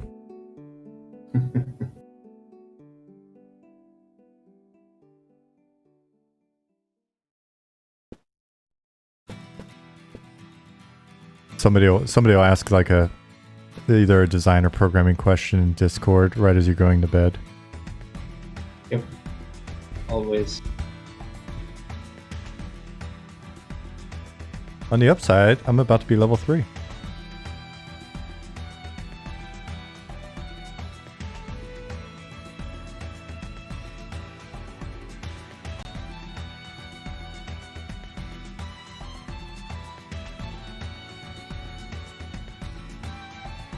Thank you, Nick.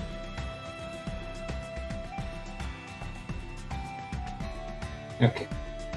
Updated it.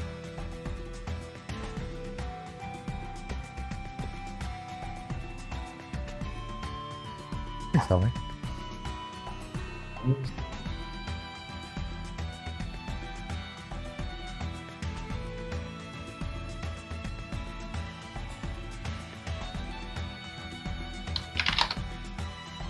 Alright, good night.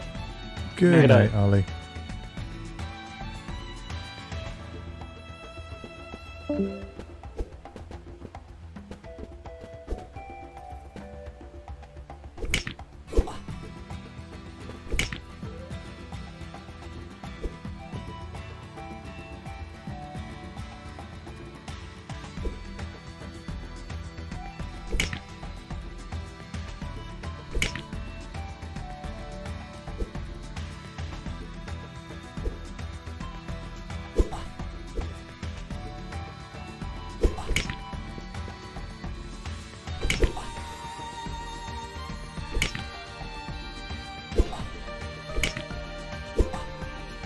So yeah, on the roadmap, if you look on the left-hand column, it'll kind of break down the approach a little bit, look at phases and milestones, and that will give you a better description of what I was mentioning earlier.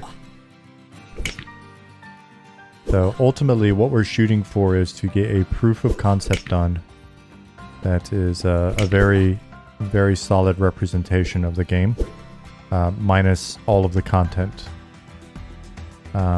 And then from there, we'll use that as a means of discussing how we want to approach making it towards an actual launch. Unless somebody, dude, there's NFT startups out there that are ridiculous money.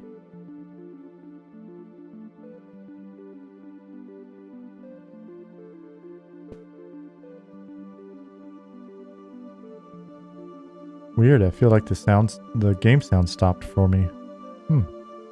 Maybe I need to restart my client. Nope, there it is.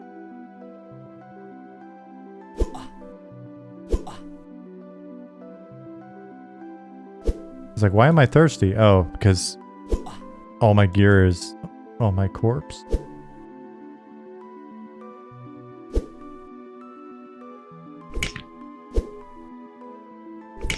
Oh, there was no combat sound because I didn't have auto attack on. Maybe that was it.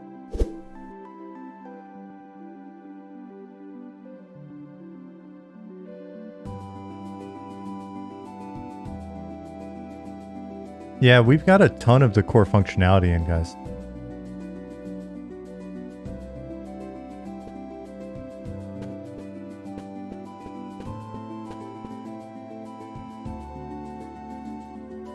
If it's anything like Guild Wars 2, where the items you can buy with RMT or cosmetic, you're fine with it?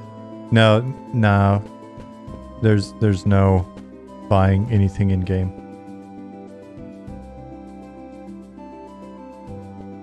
Yeah, you can buy merch outside of the game, but we're not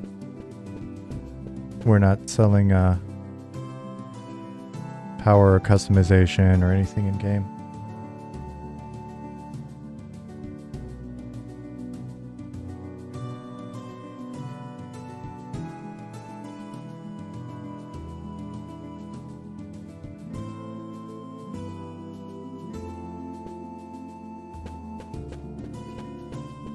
Because everything that we would sell is one less thing that we could put in for you to earn.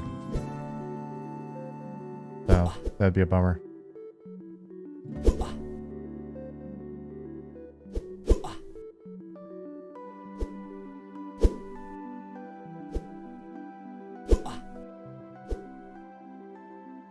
Rather have really obscure rares or something. What's your opinion on a game that has to get to the point where they need to do that stuff to survive? Personally, I feel like once you got to need Chrono, bag sales exist, they probably should have just shut down. I think, I mean, it's really...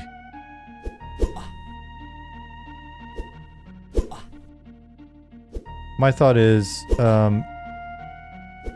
ideally, you've got a corporate strategy that accounts for, you know, essentially I'm trying to be careful how I say this. Ideally, you've got a longer term strategy that allows you to avoid that need, or should that need just be one of those like, oh shit, this just happened kind of situations, then you've got a corporate strategy that allows you to bite the bullet, do that, but then move to something different. That said, I mean, what we're describing with regards to not being able to buy that stuff in game it's, you know, that's for us.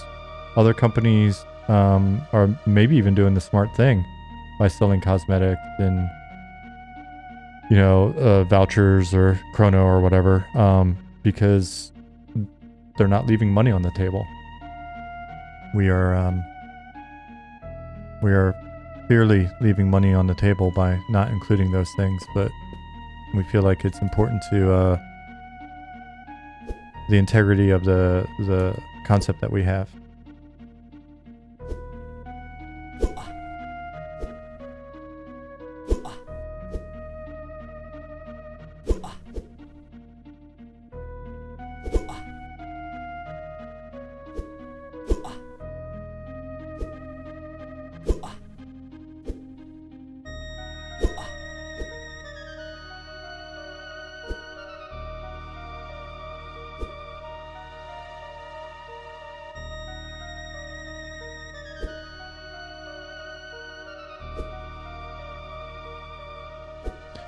Yeah, and it's not necessarily an easy choice.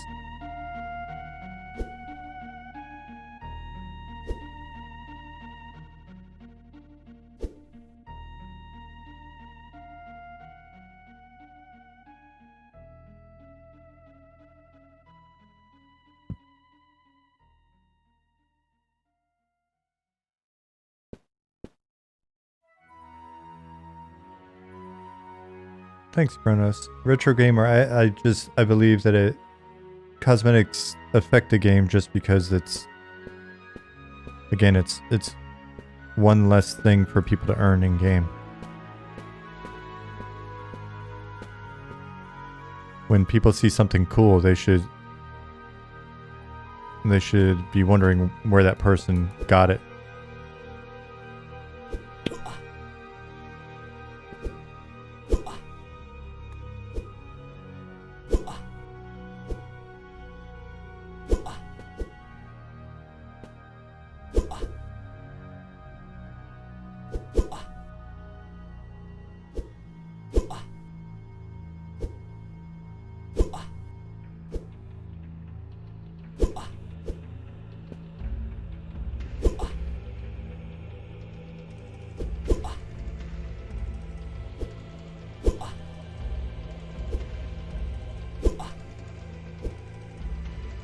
No, I know. It's fine.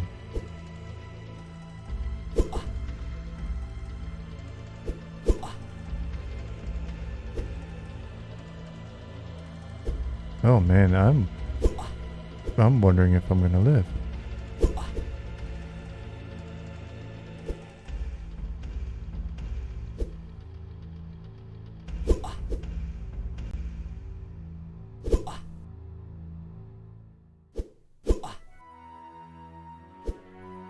Someone's MasterCard runs by you.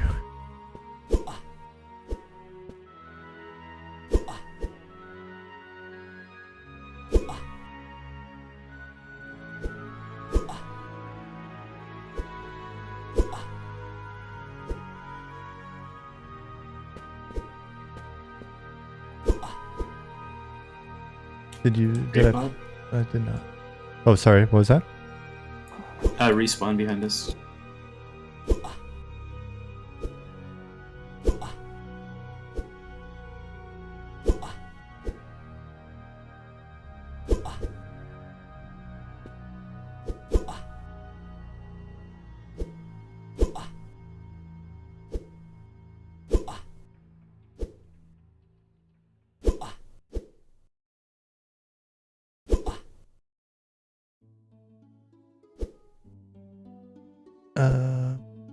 Yeah, Shroud of the Avatar. I've watched a lot of videos on it. I haven't played it personally. Yeah, I mean, that said, other types of games, it's I think it's perfectly fine to buy customization. If the design's, you know, built around the fact that that's going to be included, it's you know, to each their own.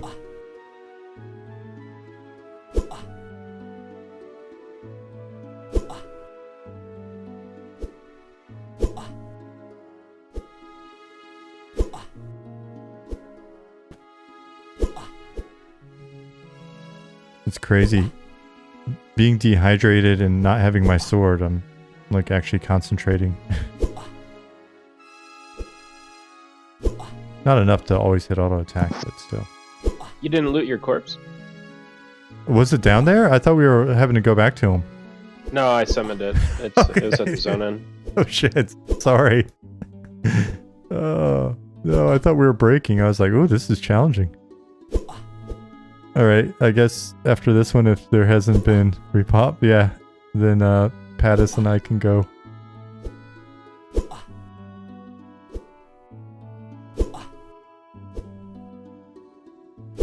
Not having lightning sword yet.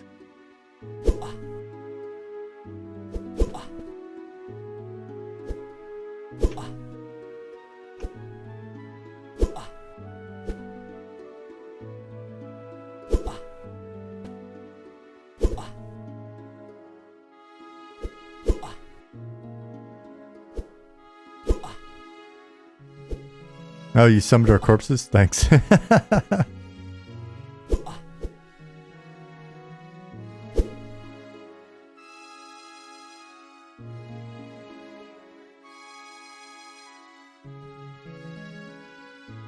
I mean, a sword with lightning seems like a reasonable thing to exist in a fantasy MMO. All right. Cool. Thanks, Nick.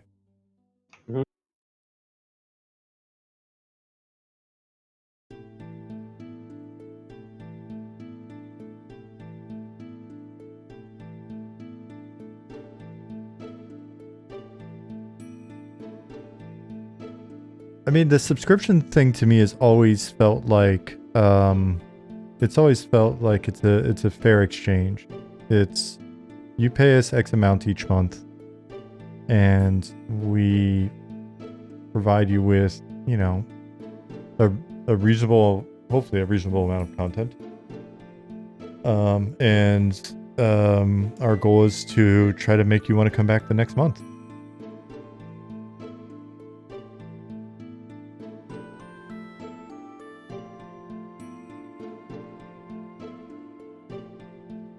And ideally for many months, right?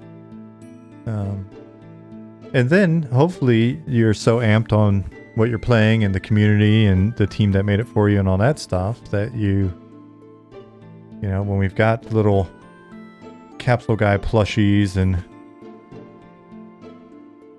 gnome shaped body pillows and t-shirts and stickers and hats and lunch boxes and whiskey, then you're not whiskey.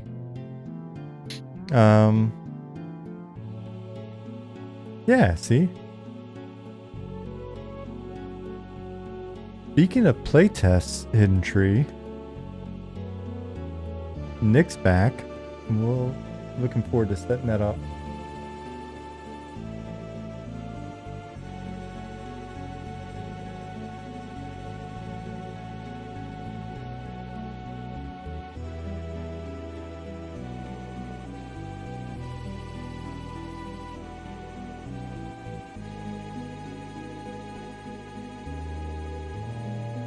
I was able to loot my corpse completely.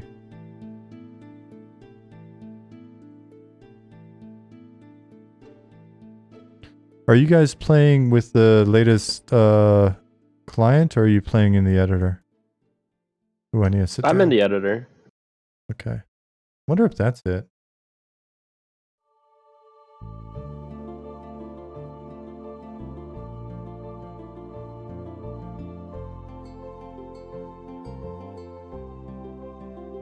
These standing corpses, are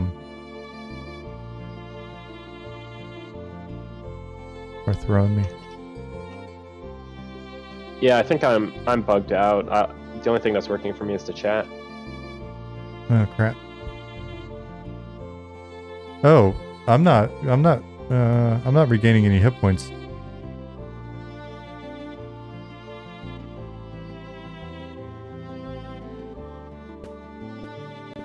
I'm gonna relog real quick.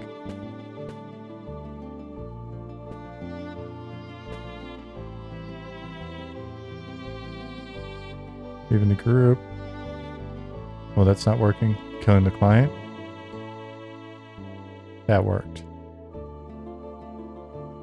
IRL cosmetics is a novel concept. Well, it's like the entire skateboard industry.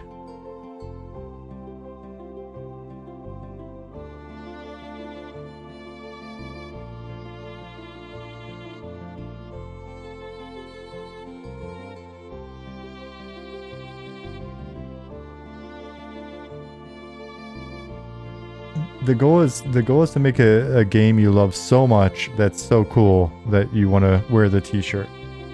I thought WoW actually did a really good job of like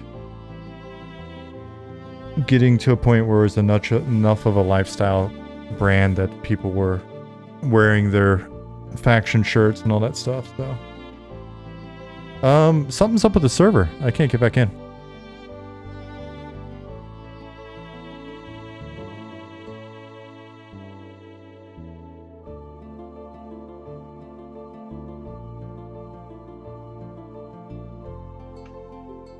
Yeah, I'll restart it. Oh, cool.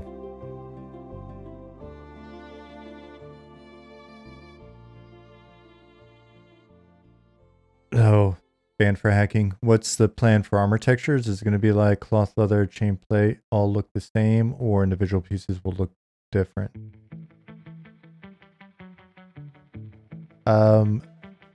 So we'll probably, budgetarily, we'll probably start with sets that you can mix and match for each of those. And then more more customization options for casters.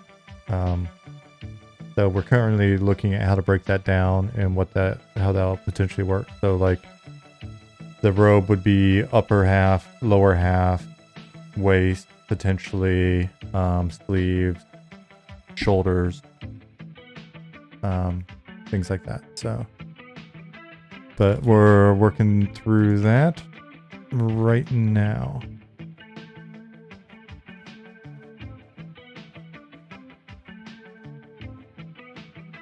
And then over time, over time, if the money allows and the memory budget's there, it would be cool to have it just a ton of textures and some nice unique stuff, etc. So.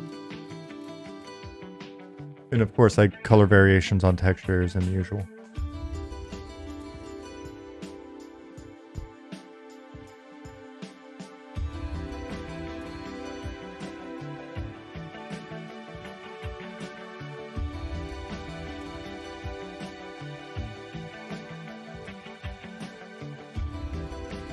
If you haven't seen the sort of starting point of that conversation, maybe check out the VODs from last week.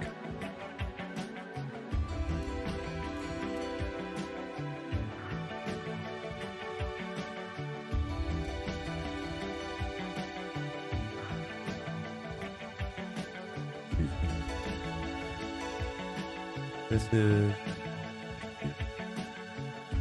Lost Odyssey Epsilon Range.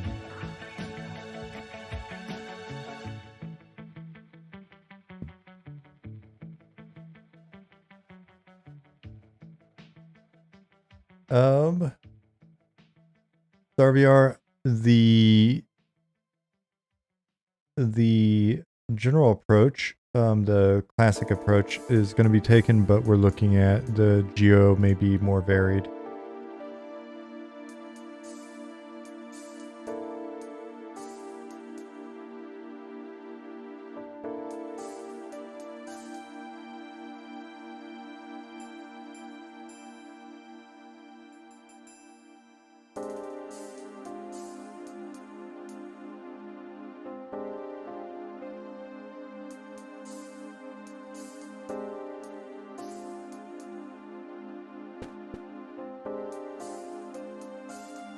We've got, ooh, crash. Interesting. Let's say we've got that roamer.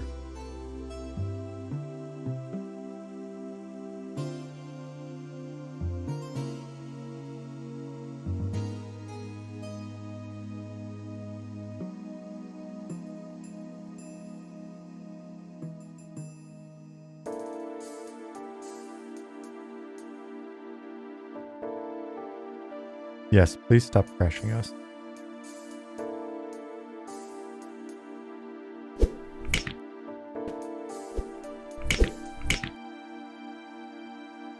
Just in time.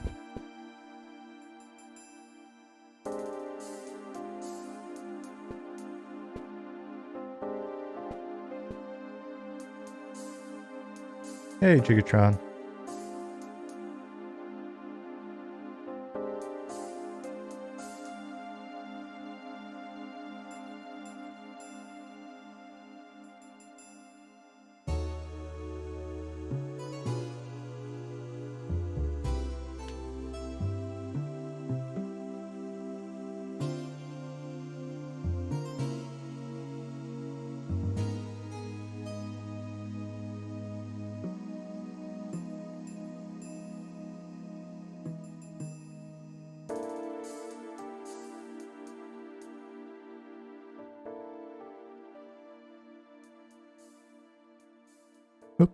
Am I sitting? Yeah, okay, I was.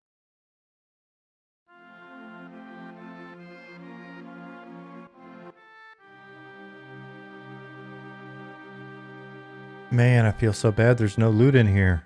Crap. I'll be honest, I was just curious if it was even going to be, if it was even going to feel good at all, and was like, all right, maybe not overinvest until we get a playtest and see how it feels, and then get with you guys and kind of see what we can add and what your thoughts are, and go through some next steps.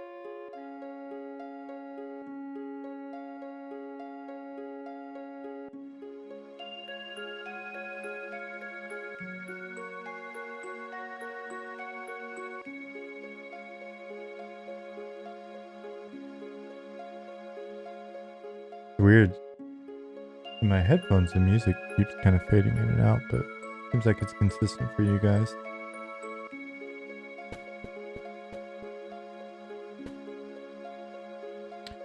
So this is just using our sort of modular pieces to help block it out. We will employ the skills of a environment artist to actually build out a version that's scaled to the actual player characters when we get them in a little bit better, to make sure that we got the cozy factor right, and that's when we'll start to hit a little bit more fidelity.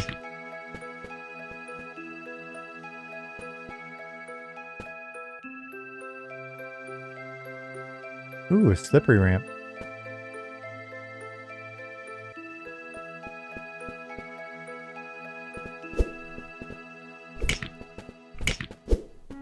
I don't think we have slippery in yet.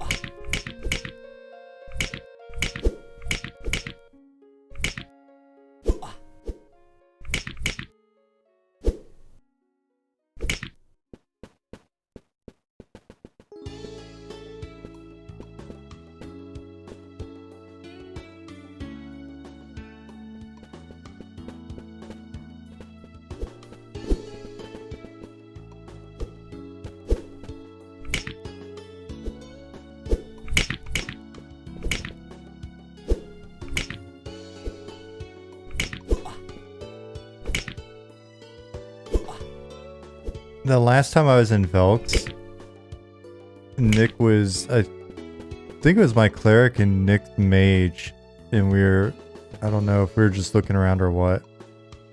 And dude, I fell so many times.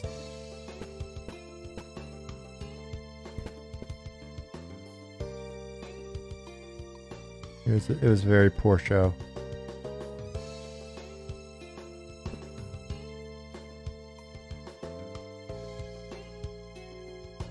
Nick, if you go left far enough, you may run into something nasty. Alright.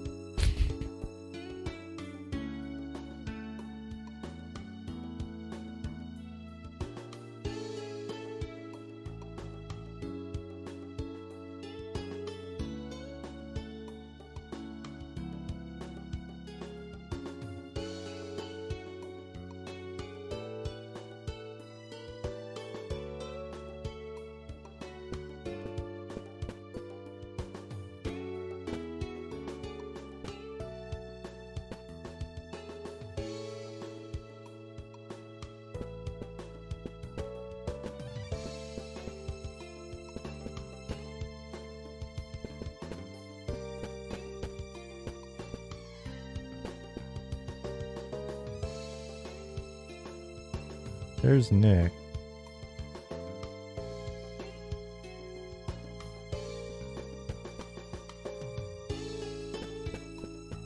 That's gonna be a train to zone.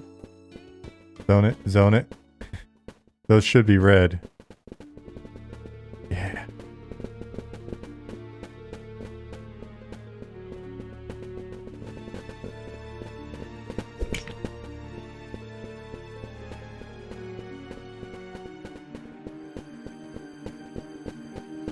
And this is why I love zone lines.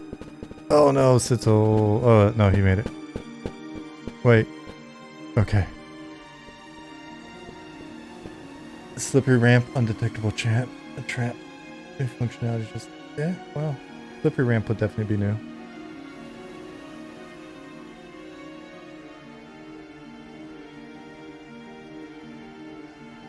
You pull the entire zone up to the top floor building, then enter chain stun, wizard AoE, everything death. James eventually told us to quit as it was lagging down the entire zone.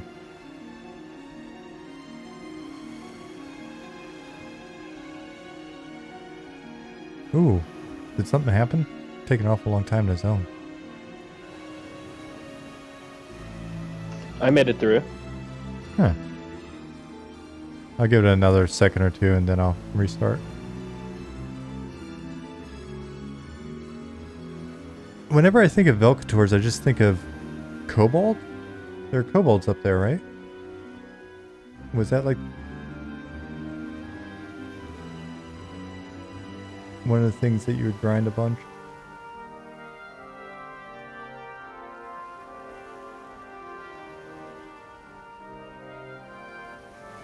Alright, I'm gonna restart.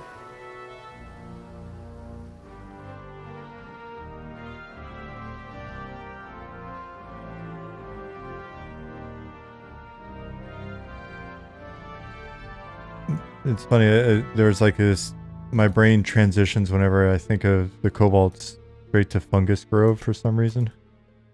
Just giant pools of the entire Fungus Grove. My guild leader would just run around, pull everything.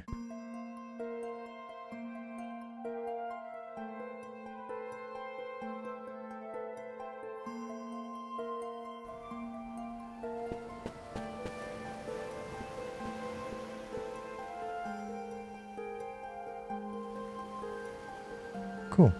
I logged right into some experience.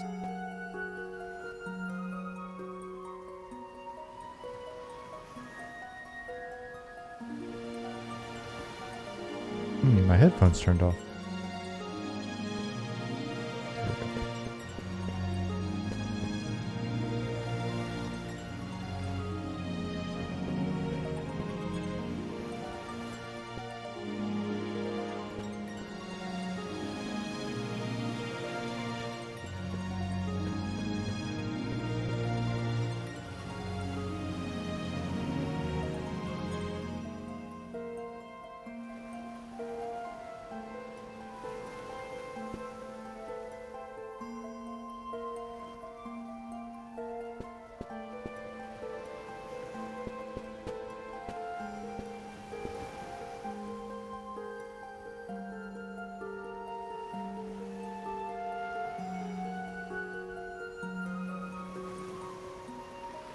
Oh, that's a good question. I wonder who could answer that for us.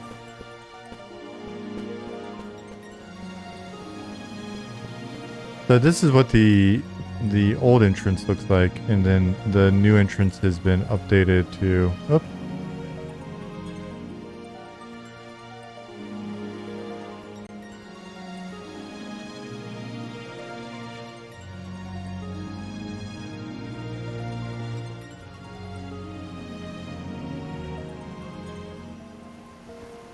So this is the new entrance.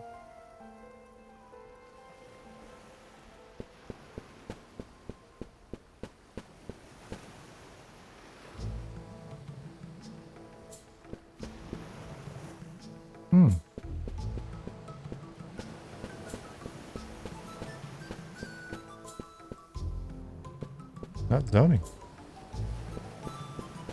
Alright. Let me restart my client again. I had the same issue earlier. I had to relog and it seemed to resolve itself.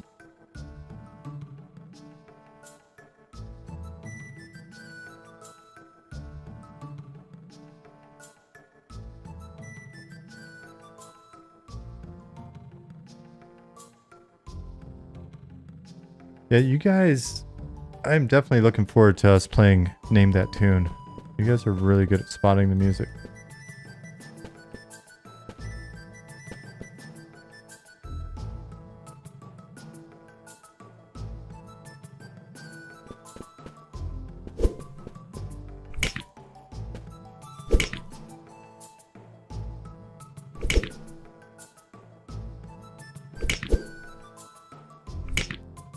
You're good when there's nothing on the line.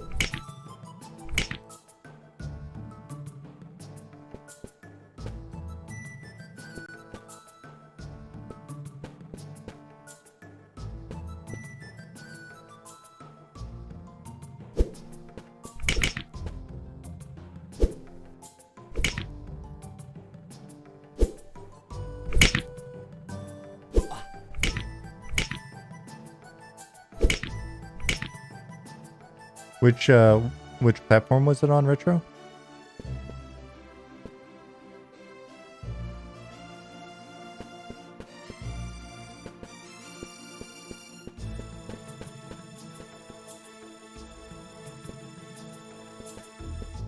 Oh, cool.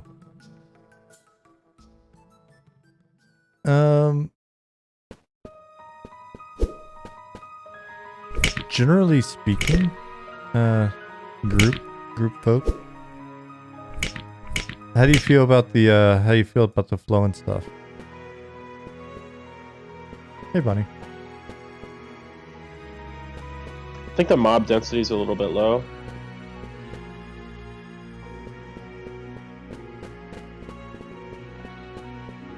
That is easy enough to fix. Did Sean drop out a group for you, Nick? Yeah. Oh, interesting, because it shows me as still being in group.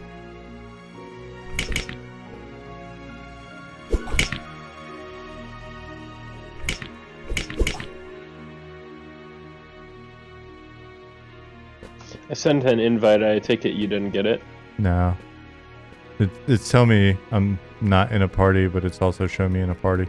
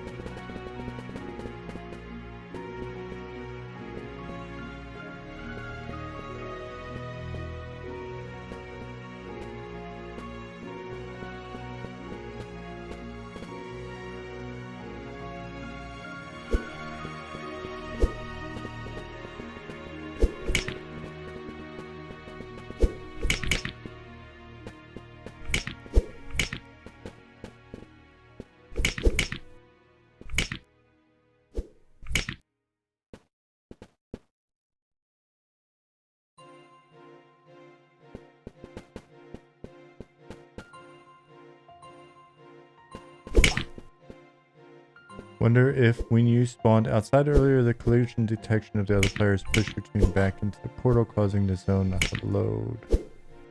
Might have been outside the zone space.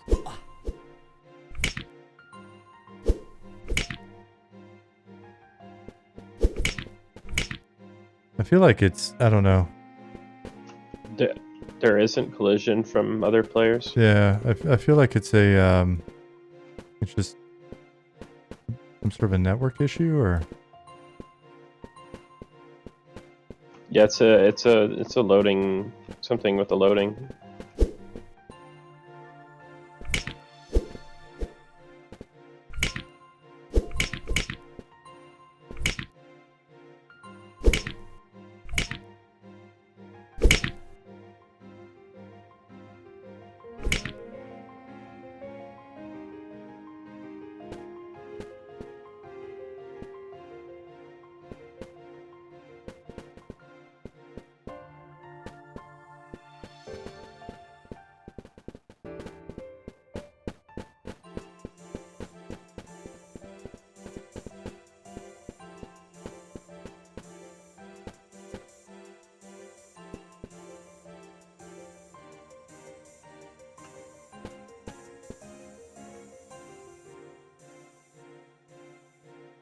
so what we'll do before the next playtest is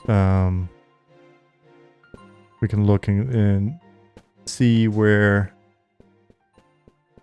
things are currently placed. Look at how best to increase the density, and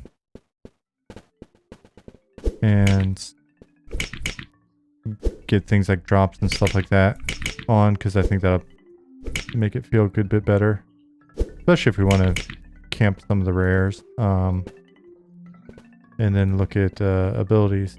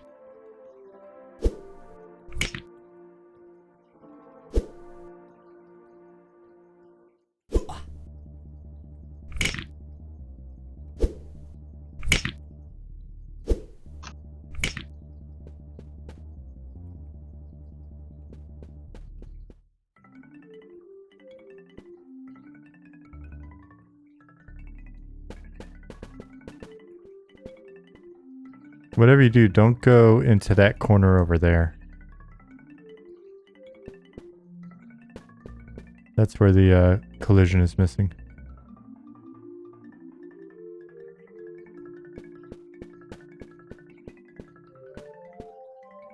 That's what a Blair Witch is. There's just an NPC sitting facing the corner.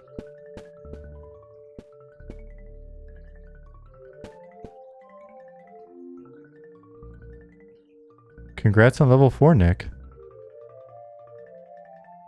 Thank you. Now I'm gonna charm something. Nice.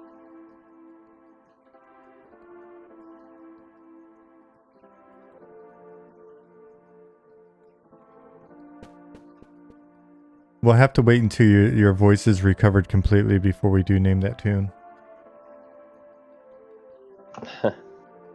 Though I guess, I mean, oh yeah, you actually won't need it.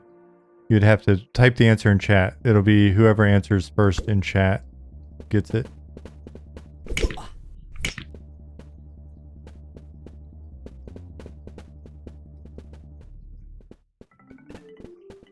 Is you charmed?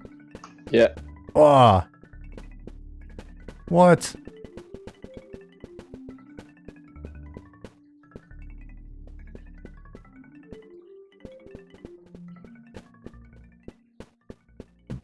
Excuse me. When's charm gonna break?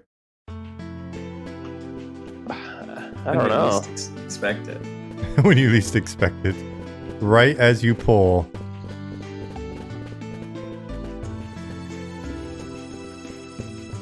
Oh, should should other mobs be able to cast to uncharm mobs if they recognize it as a condition? Should they be able to dispel it? Yeah. Sure. Is charm OP in M&M? It may be at the moment, but the intent is not for it to be.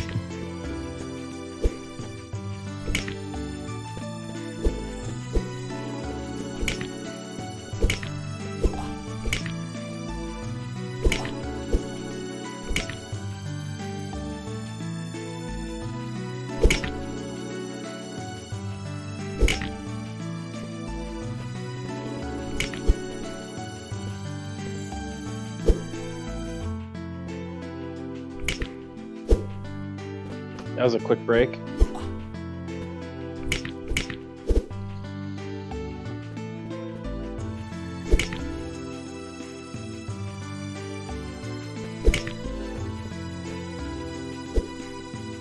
Oh, did you see that? The corpse disappeared. Oh, the one that it killed? Yeah. Nice.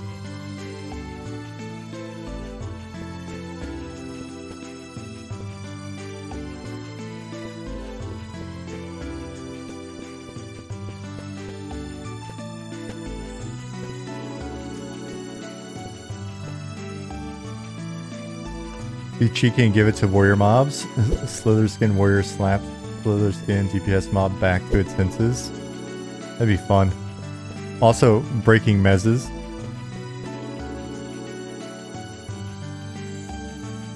Get back in the fight.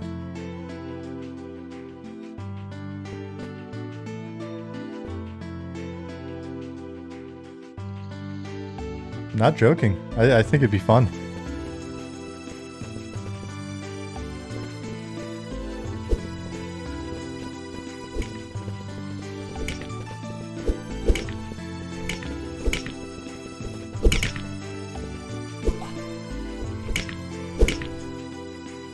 Can we drop money?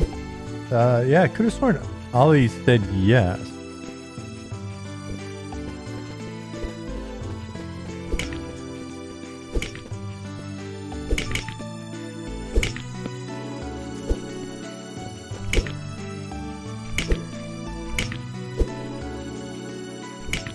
Oh, I'm attacking the wrong mob, of course.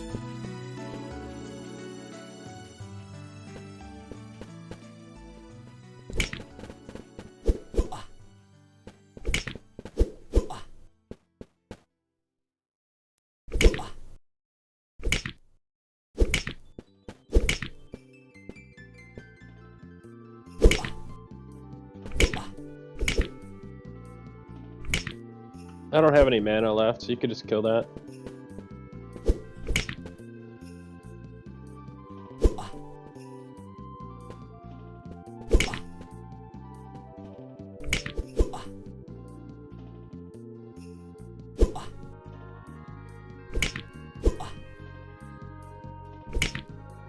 Now that we're level 3 and 4, at least some of us. Wonder how scary the room up the ladder is. Yeah, let's go test it out.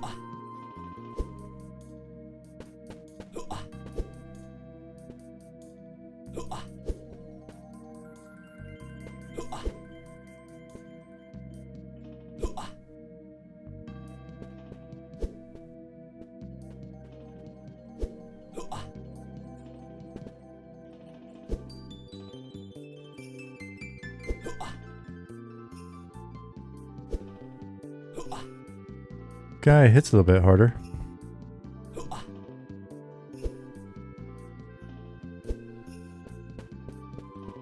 Oh, is he fleeing? Is he fleeing? Oh, that's not good.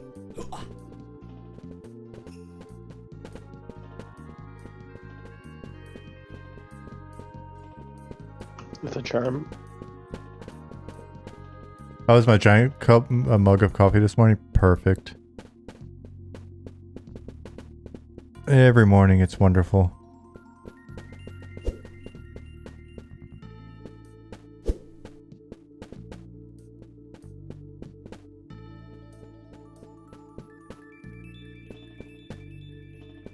Thank you for asking. It's going to be delicious tomorrow.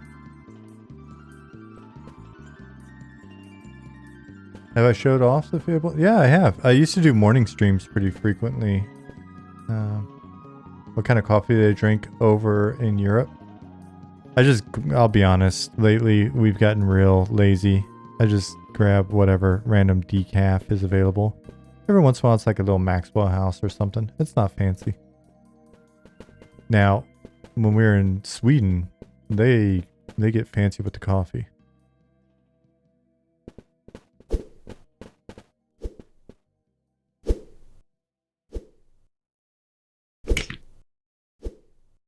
I'll have the coffee mug on here some evening, I'm sure.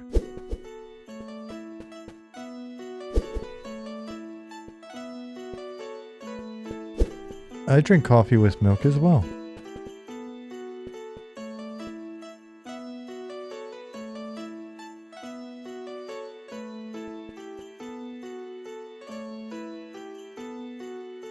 Nicodemus, what level range is this zone, or all zones a little, everything for all levels? The current level range, like the mob level range is 3 through roughly 9.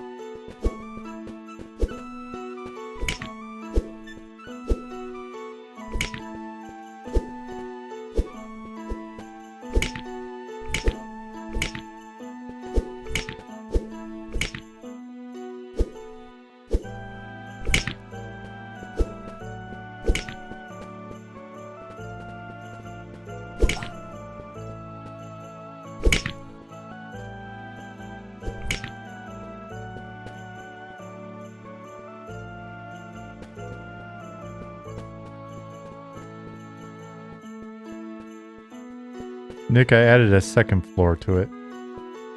Oh, nice. Like when I came up and saw the where you had the room set up, I pictured like this burning laboratory. That was the thing that popped into my head, was like burning laboratory in like a little tower. So just went with it. It's nice.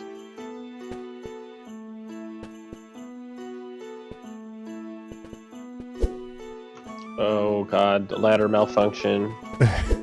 There's no collision on it, so it's a pain in the ass.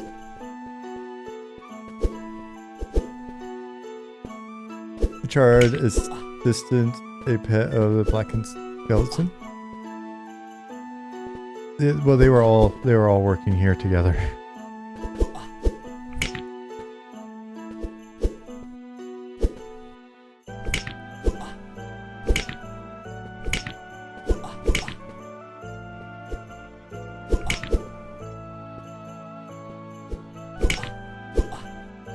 Damn. He smashed me. AJ, sorry. Hello. Thank you for the follow.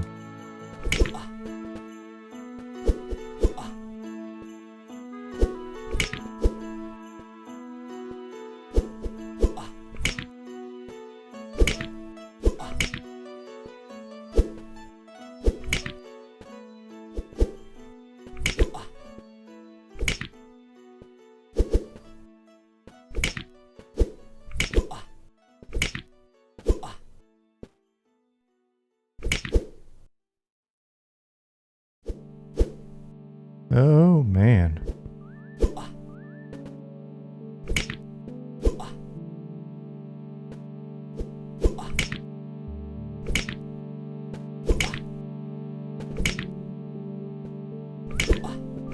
So Sitzel's dead.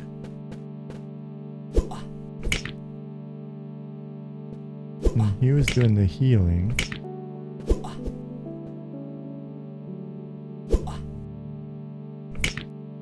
That means I'm dead.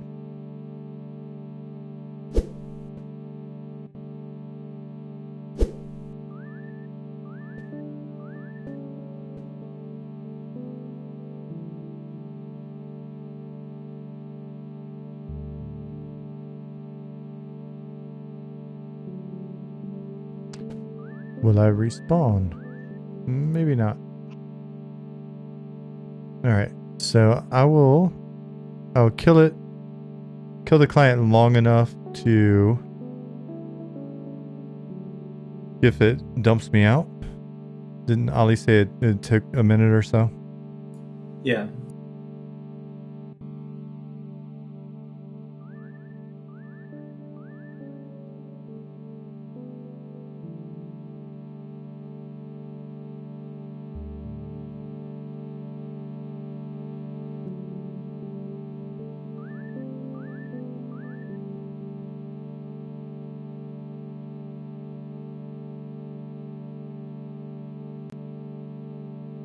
Favorite.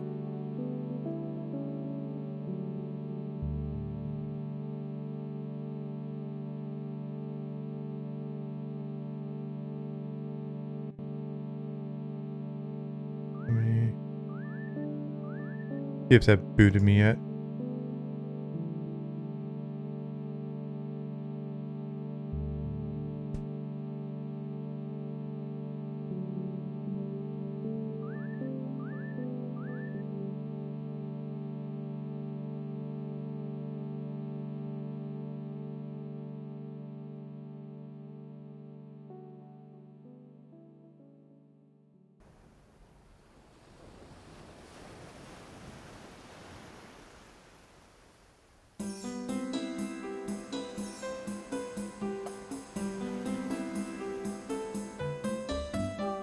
Oh, I'm dead.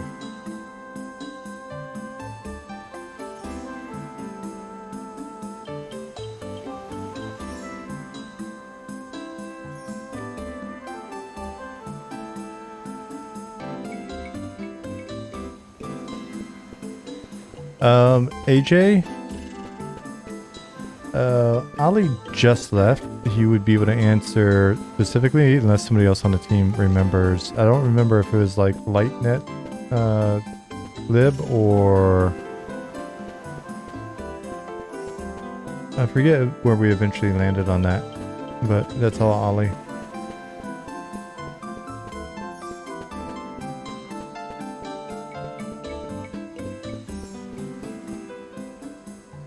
He is our tech person.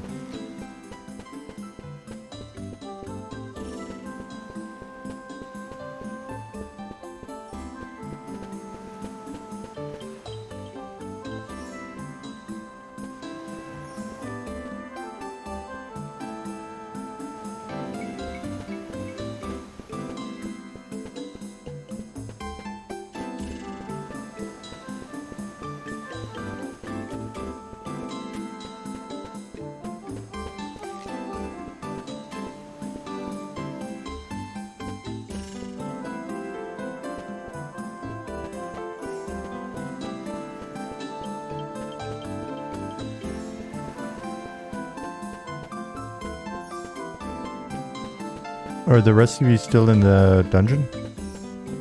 I'm at the entrance. Okay. Yes.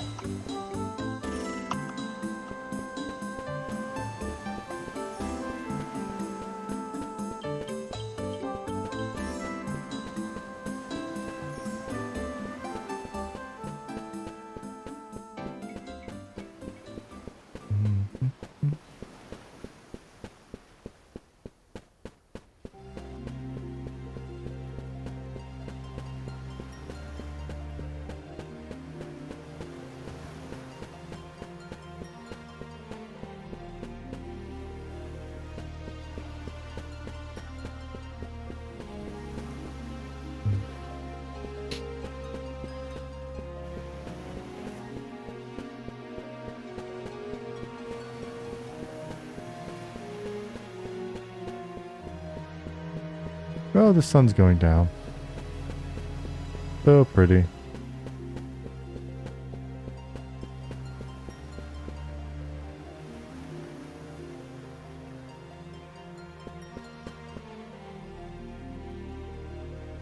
Yeah, I was just telling the woman that had painted these textures how much we all love them. These are the latest ones that come in. Sort of our key art textures. Oh, the moon's coming up. I'll come show you this for those of you that have never seen it before. Ollie, last weekend I think, Ollie was playing around here and streaming it, and he put an actual texture on the moon. And it is insane how much better it looked. It's so crazy. Instead of just white globe, which I like. I've always liked, but as soon as that texture was on there, you just did like a quick straight out of like Google Images or whatever and threw it in there. It was amazing how much better it looked.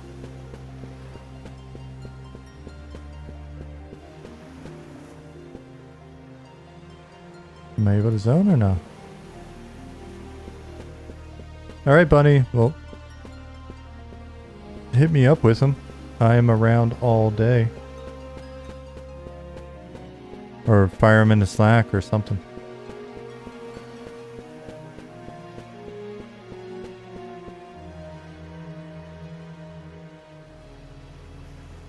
Alright. Let me restart. Figure out what's going on.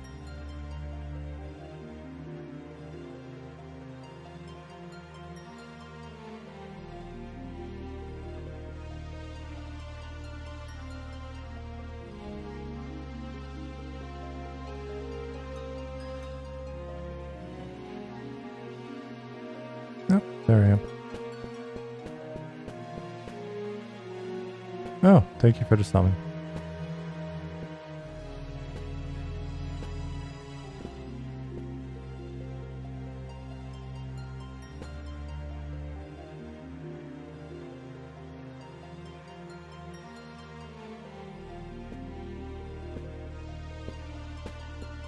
Yeah, retro. I think a number of people fall into that camp. That's why we are holding a lot of that for later. I think that's going to be a big part of the fun of Discovery.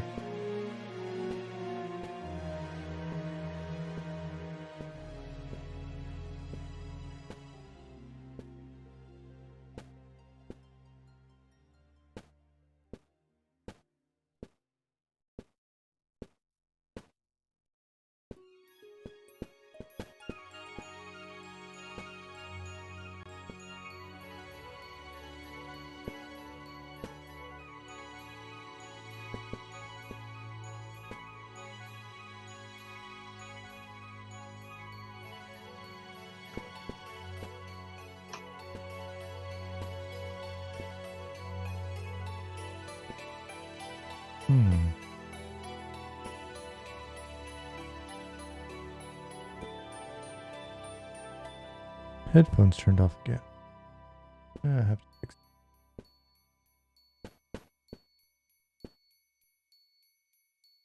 it. I don't see an invite.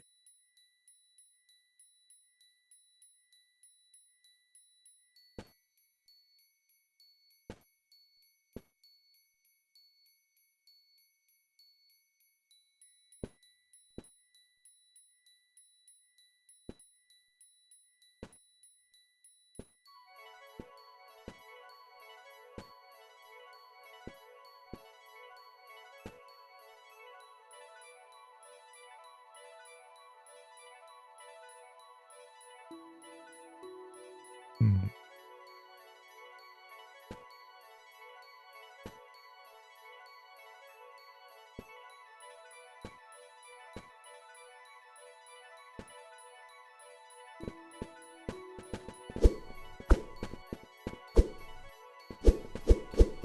Whoa!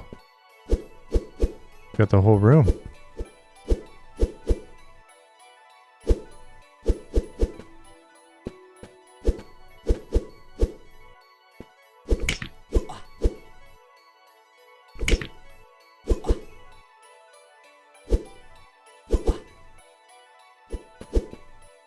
And I did not re-add my abilities when I got back here. And I just broke a mess.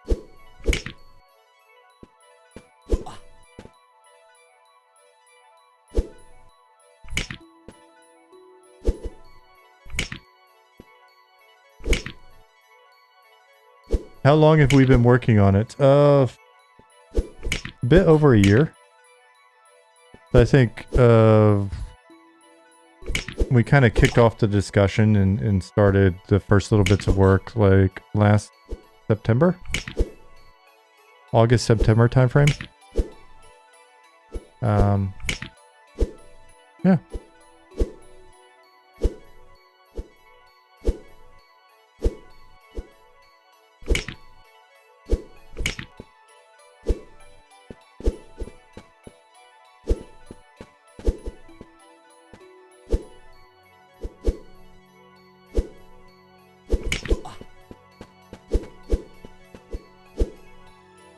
Yeah, that was the very, very, very first iteration of the desert town. When it was just like a square. It was just a weird square. That was like the first time I'd opened Blender.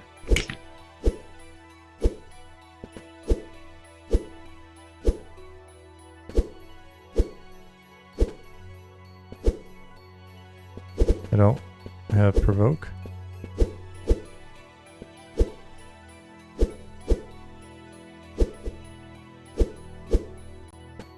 I'm not really providing any value at the moment. Oh, thank you. Appreciate it, Digital Century.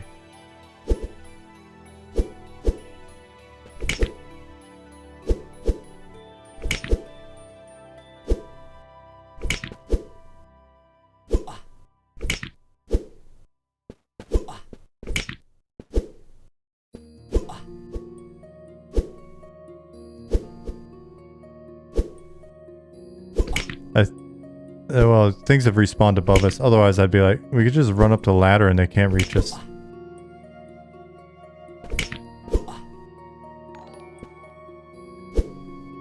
The Star Hammer. Thank you for the follow.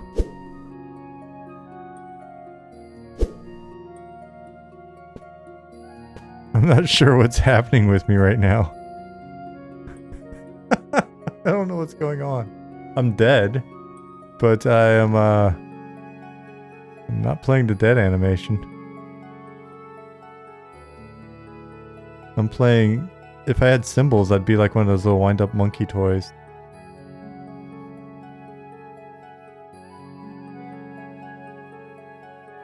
Alright. Restart the client.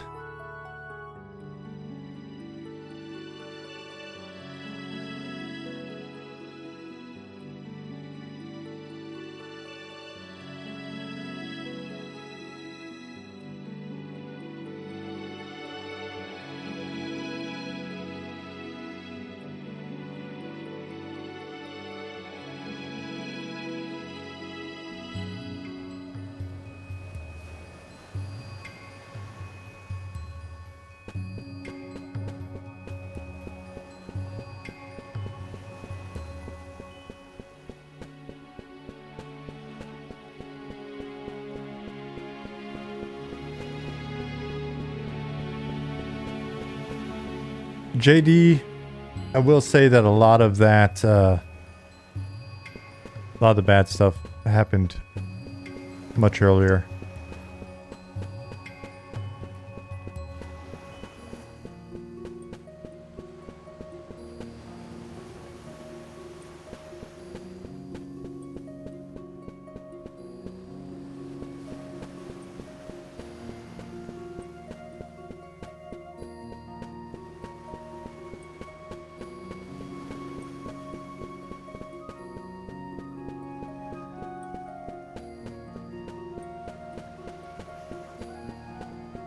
Then again, like, you know, it kind of makes sense that the storylines are always like, oh, some bad stuff just happened and we're having to get our shit together.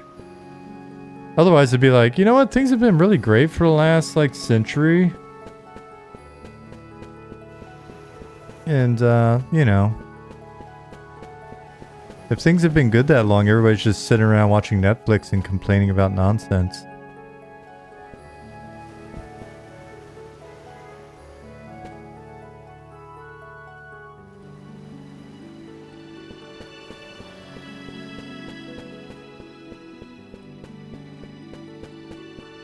Hard times breed hardy adventurers.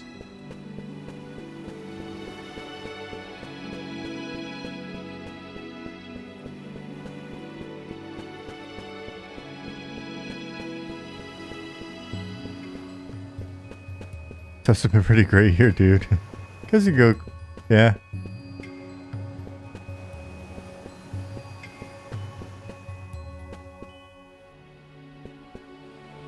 Oh, yeah, yeah. The constantly staving off, like, crazy threats as opposed to, like, exploring and discovering and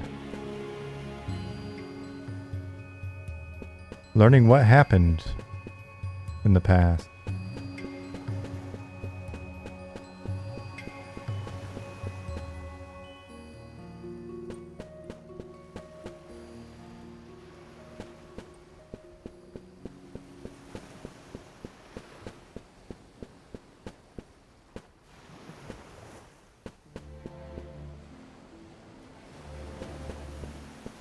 Man, zoning's like consistently.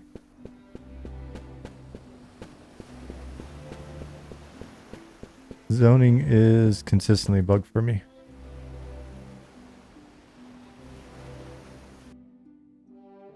Overall, the lighting is really good. Yeah, I mean, the stuff that was the lighting that was in the dungeon. When I started looking at it, Nick, I was just like, I don't know how you guys settled on these colors and stuff, but it looks really good. So I'm going to try to screw with it as little as possible, and then we can come in and talk about relighting it.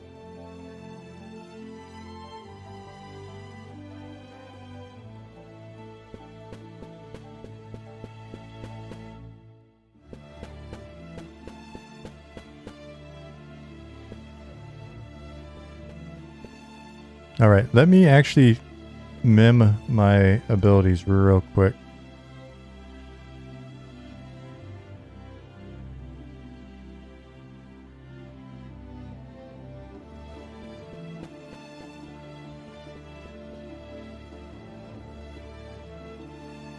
Well, yeah, Gigatron. Different places will have different, they'll be in different situations and have different feels for sure, right?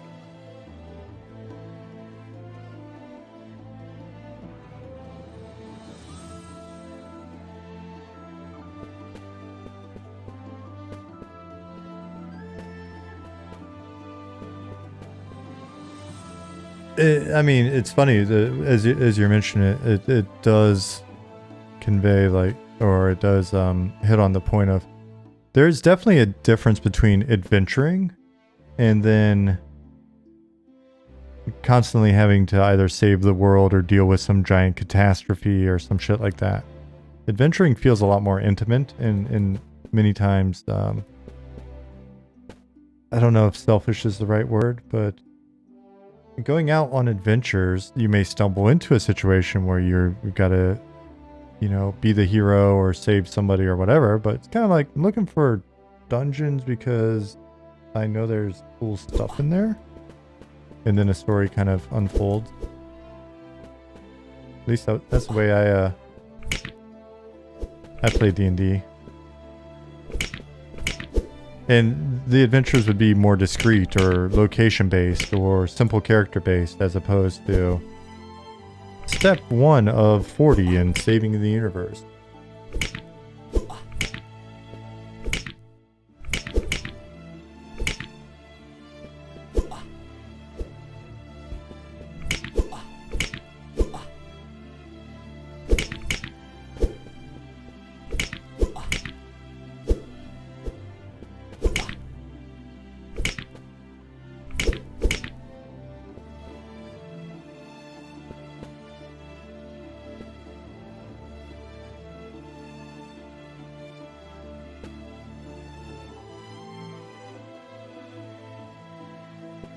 If you guys tried to invite me, I don't see it. Now I don't see Nick at all, actually. He cast Invis. He cast Invis. I just looked down and saw Nick disappeared.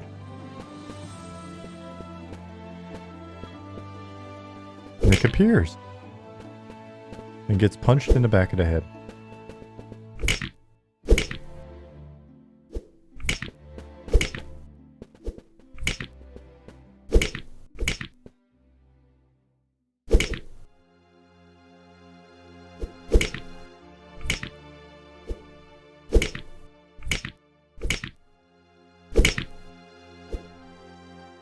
That's a fair point, JD.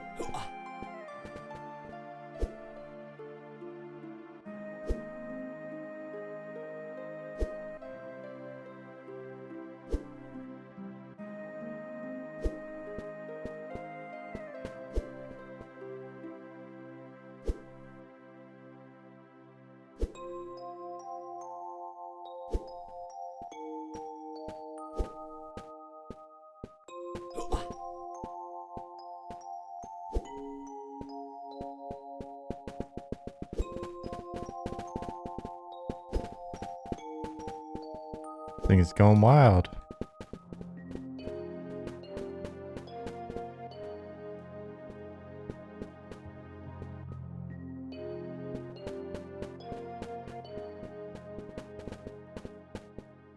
The rare is actually upstairs.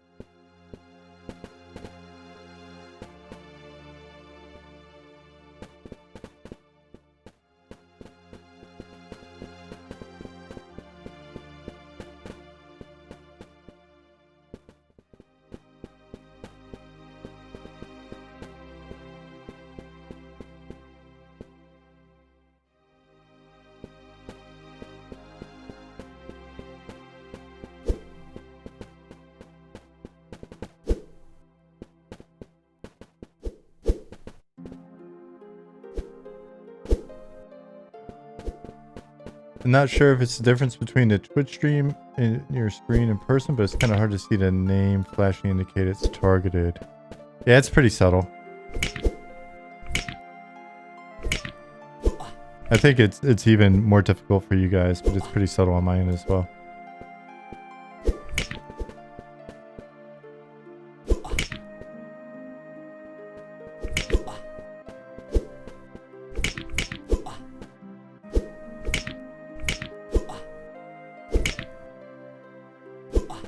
So yeah, those of you that were asking before about timeline and progress and stuff like that, be sure to check out the roadmap on the Trello. It was linked earlier by Ollie before he left. My my bot's down, and I'm not going to be able to reactivate it while the stream's going. But you can also find it via our website. It is one of the... Ooh, I'm dead. One of the updates. If not the last update, the update before it has a link to it as well. Then I can pop a link in here, and you may be able to find it on our Discord. I honestly don't remember at the moment. Oh man, I'll dot again. What were you looking for? The roadmap? Yeah, the Trello link.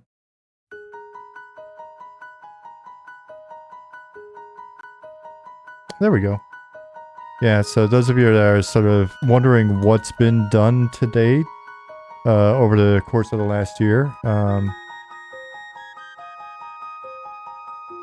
think it was Digital Century that had asked earlier. You can look at a breakdown of like what we just took like almost everything in the first year and made it one milestone because we were kind of not tracking it discreetly, just sort of freestyling and doing stuff as Ollie was sort of excited about it or ready for it or whatever. It breaks down the upcoming milestones. We had projected like 22 weeks worth of work. And then Ollie knocked out a week worth of work in like a day, and then since then he's gotten ahead on a few other things. So it's definitely shortened the timeline.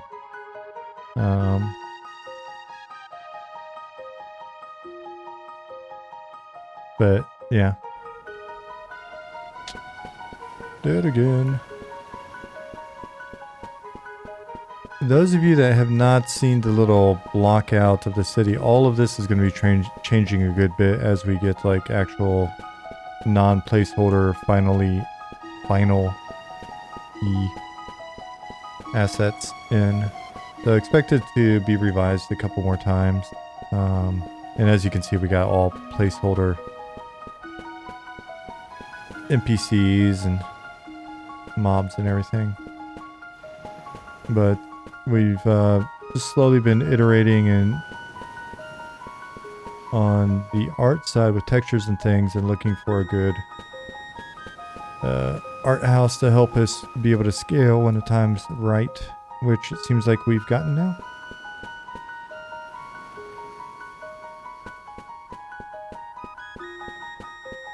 Oh, right on. Yeah, I was wondering how you're settling in, Pattis. Ein wunderschöner guten Abend. Danke sehr. Wie geht es dir? Ishiwatari. Was ist los? Yeah. So, water's way over there. You haven't seen any swimming yet because, well, you know.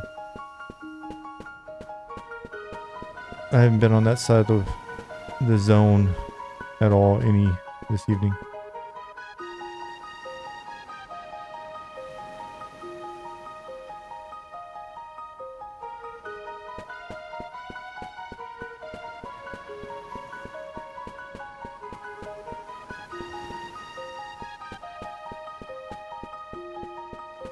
Not blowing things up is good.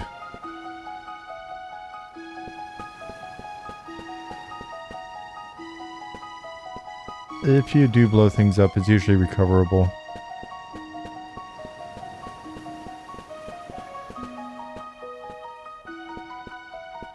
Ich komme gerade von der Arbeit. So what was going at work? Why is it thank God?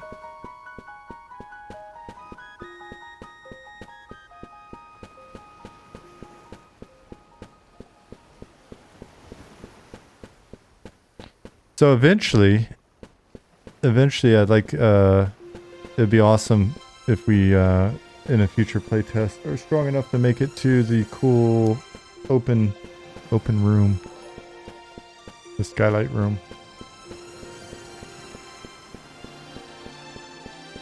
Josh, thank you for the follow.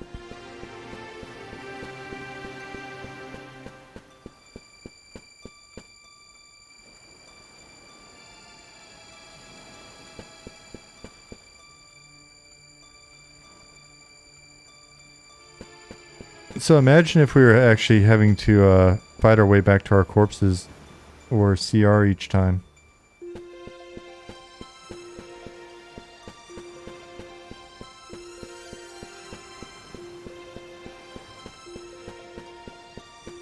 Thoughts on non-instance guild housing in cities? Ollie has a lot of thoughts on that.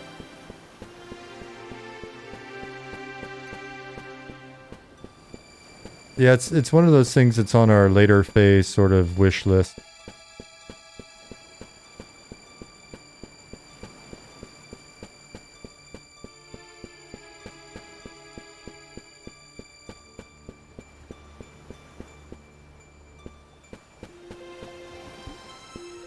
Bunnies say no in cities. Ollie, I think, will wind up making the call. We'll see how it works out. You can get yourself a nice apartment in the city.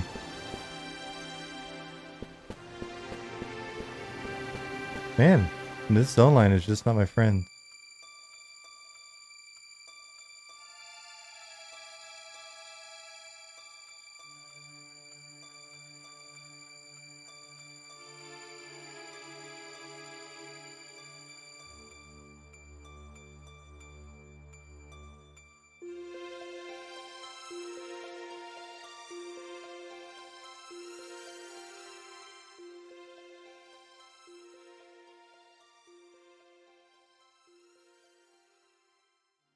I sure hope when game comes out it don't crash like this. Yeah, I think we'll probably figure it out by then.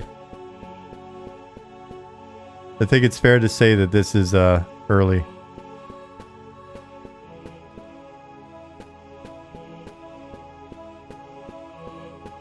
Well, a little hydraulic cylinder of 2-meter length wrapped over and sprayed everything in a 10-meter radius with oil. Well, that's no fun. That seems like it could be dangerous.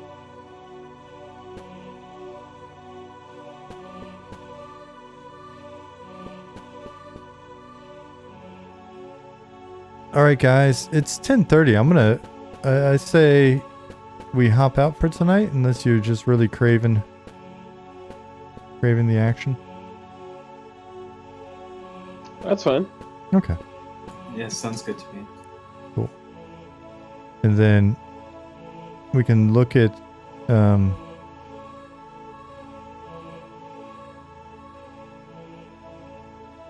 the zone without the mobs attacking us.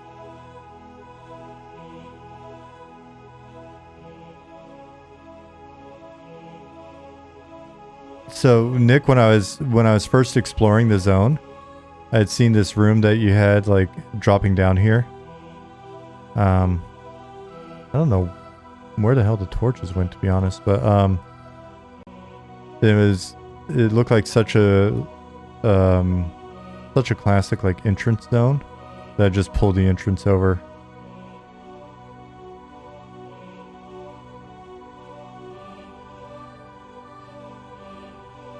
Yeah, it turned out pretty nice.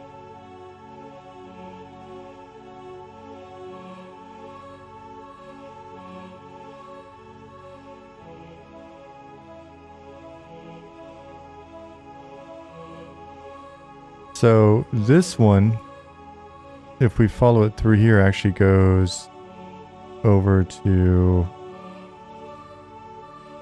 this area, and it's a bit higher level than we are at the moment. Let me get the phone panel up.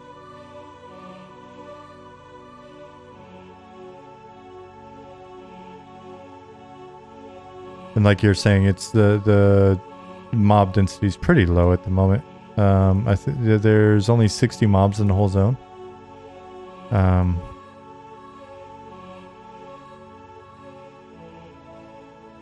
I just reused the records that you already had in place and moved them around and gave a few commands, but a few more like pathing and stuff.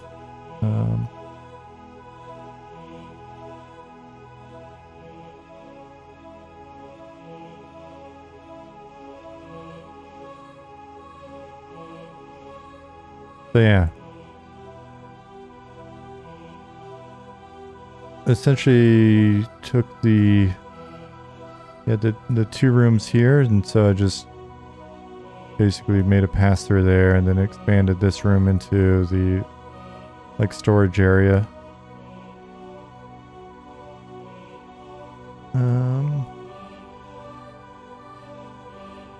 We've got a rare here. And then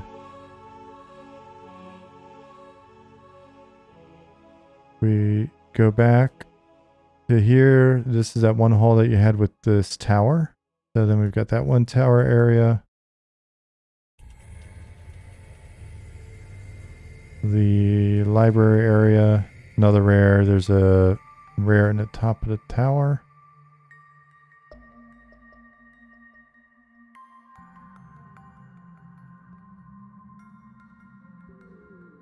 This is green.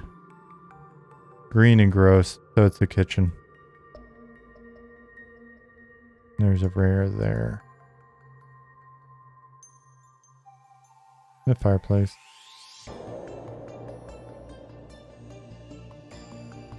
And this this big section that you had.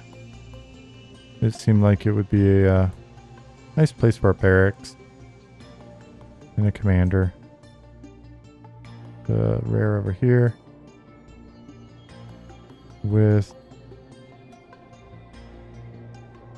this final area.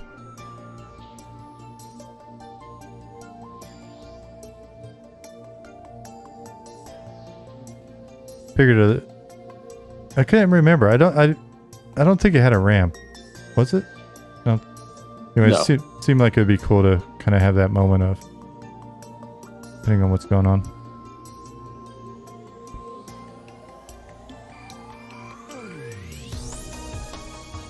This light color is really fun.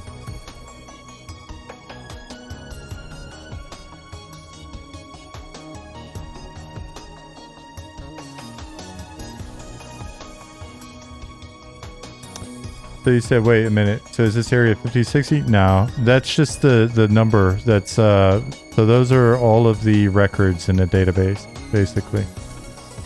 And you can see the NPC, and it corresponds with that record over there.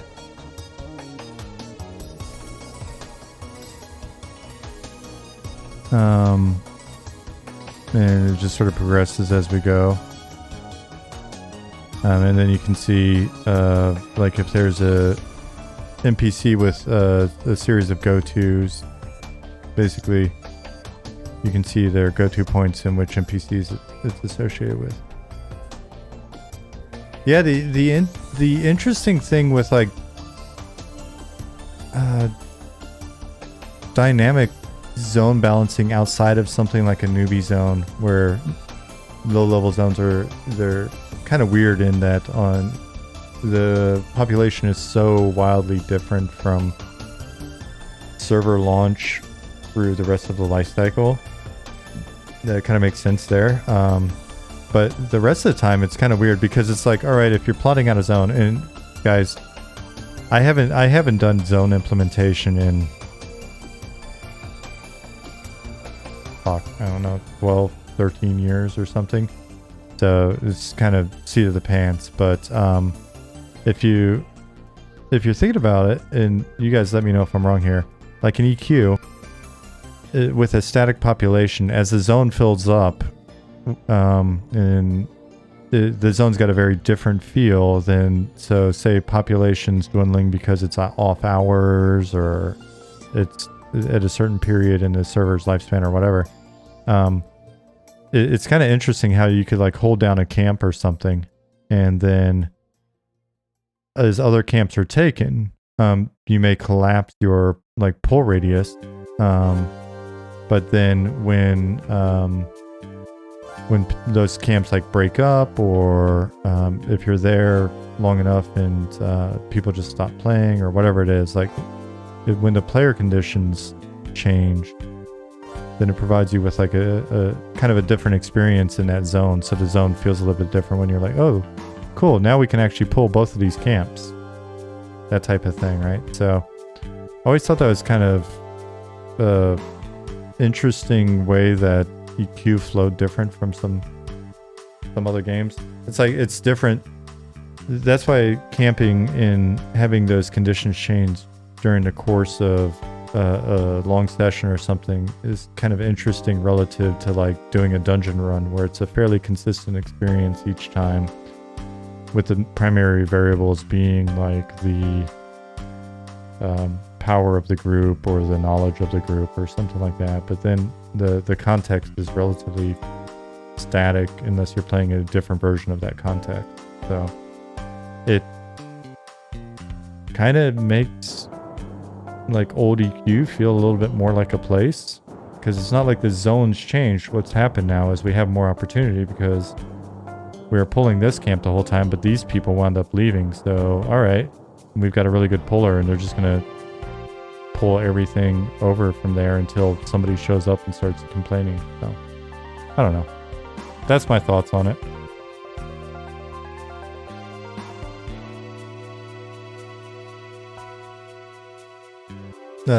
Things like dynamic population change and dynamic scaling all kind of take away from that, it seems like. It might be interesting to give players a way to influence spawn rates around them. Like place a campfire down and increase spawn rates around it. Then do you tune for the optimal? So is optimal tuning, or do you just know that players that know what they're doing and will be then XPing or gaining items at 120%? And so if that becomes common, then is everything sort of tuned with that in mind?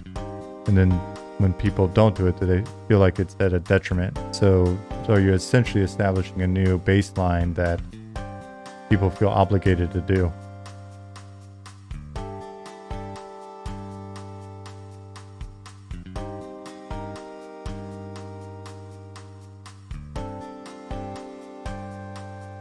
Because it's interesting, because it's one thing to influence a factor like recovery. So if you have a campfire down, your recovery rate's faster. But then you still got sort of a clamp. You know that, and maybe it's kind of a different way of doing it. Sorry, I'm just randomly rambling through this one. Because if it was influencing recovery rate, and then you had access to more pulls because maybe the zone's not as loaded, then you can still increase the rate at which you're basically grinding. It's just not changing the population. Golden Gloves, that was the intent. It's interesting when you're just using zone XP modifiers instead of addressing maybe some of the other problems that are going on there. Like, is it just a kind of a shitty population composition, right? It's like, oh great, it's all Shaman and Shadow Knight. Okay, that's not a ton of fun when you can go somewhere else where it's like all warriors or something, and very, very few caster mobs, or at least not as annoying. Okay, well then that's a population problem. Or it's like, oh, all the good items are in these 3 zones. So how do we get people to go to those other zones? Okay, well.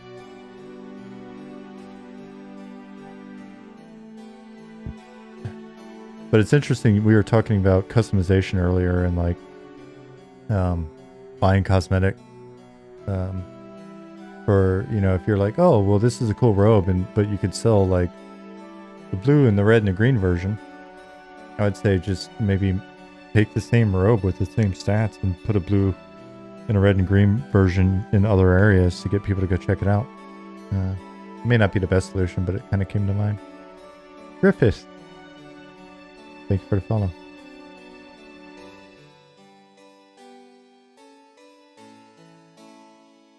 There's a question, were zones designed with camping in mind, with percentage of mobs per camp relatively balanced out, strictly emergent gameplay, or a mix of both? I'm not sure initially. I think it may have been a mix of both initially, but then by the time I was on the team, we were really starting to look at it in a more numerical way. You know, you'd look at a point of interest and look at how many mobs were around and sort of think about time to kill and respawn rates and what that meant for the common group and stuff like that.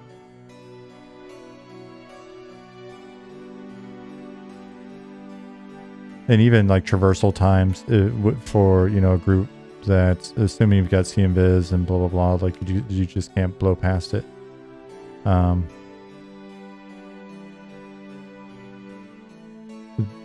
Then you can, you know, like base traversal time without combat, and then you start adding in combat to that, and then you can start to get a feel for like how long would it take a group to sort of progress by all the way through here if they're killing everything. Like, was the zone really designed for 5 simultaneous XP groups, but through POIs named whatever? and 6 group camps formed organically. Oh yeah, I could see what you're saying. Later expansions, we definitely were looking at POIs and the number of groups that it could support simultaneously and what that meant. But inevitably, people would discover maybe a better way to do it, or another area that they could park, and it would create a new camp.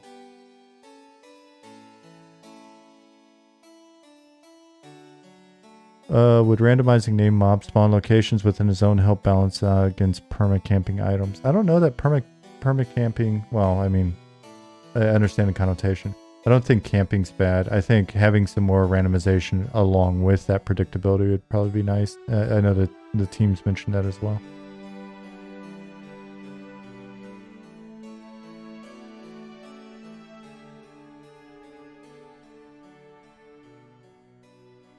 Oh.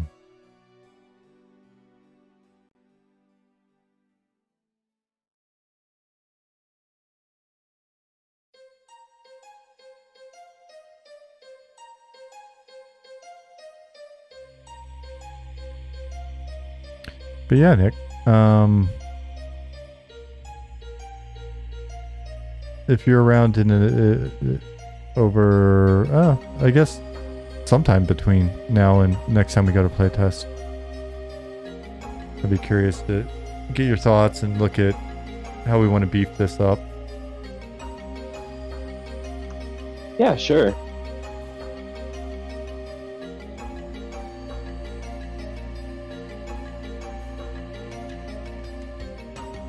Cool, y'all. It is 10:49 my time. So I'm going to start winding down. So that 5:45 does not seem that early. Belfaster's asking another question. Let me hit that though. When you guys place spawn locations in Roamer Pass, did you do it intentionally? Like you have to wait for the third time pathing here to not overlap and be safe?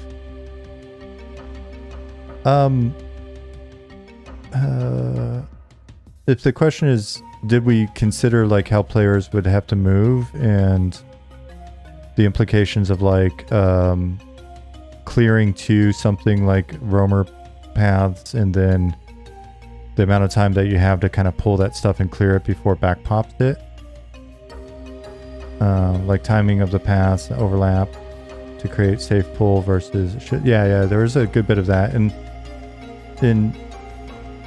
you know, even going in essentially with like a invulnerable character, but that could still aggro, and being able to set yourself to different conditions just to test it and kind of see like assist radius, and really trying to get the pulls as, you know, technical as possible, so that it'd be more of a shit show if people weren't lulling, or, you know, didn't have a good puller, or you know, allow for like, hey, we know that there's like in the case of like these undead, all right, so we know that you can IVU past these guys, but then if that's the case, we don't want you to bypass everything. So it's like, I'm trying to remember like a zone that I've even seen recently that I worked on, but like Chardock revamp, it might be something where it's like, okay, you've got these undead, but then we'd put a Kodakai? Is that it? I forget. Dinosaur dog here, like one of the sniffers or whatever, that, you know, IVU is not going to help because he's not undead, and it may even have C invis, and it's really just meant to sort of like ensure that you can't invis past everything. So there's a lot of that kind of stuff. And then, you know, that idea of, well, and if you are going to aggro this dude, what would be the optimal tactic?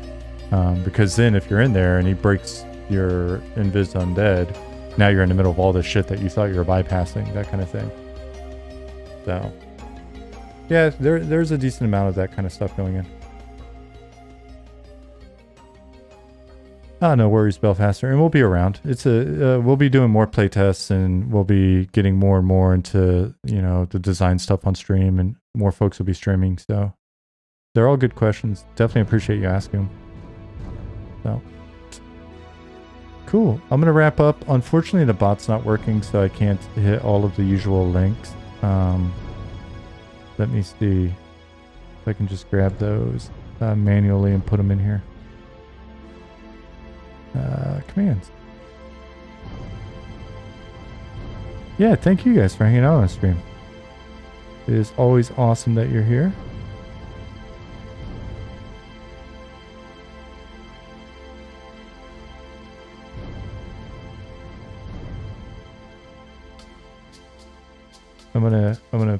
I'll post these. Good night. I will see you guys tomorrow on Discord and over the weekend and stuff. So don't be strangers. Those of you that are new, feel free to hit us up in Discord. Those are the Monsters and Memories links. Let's see. Let me find the other one.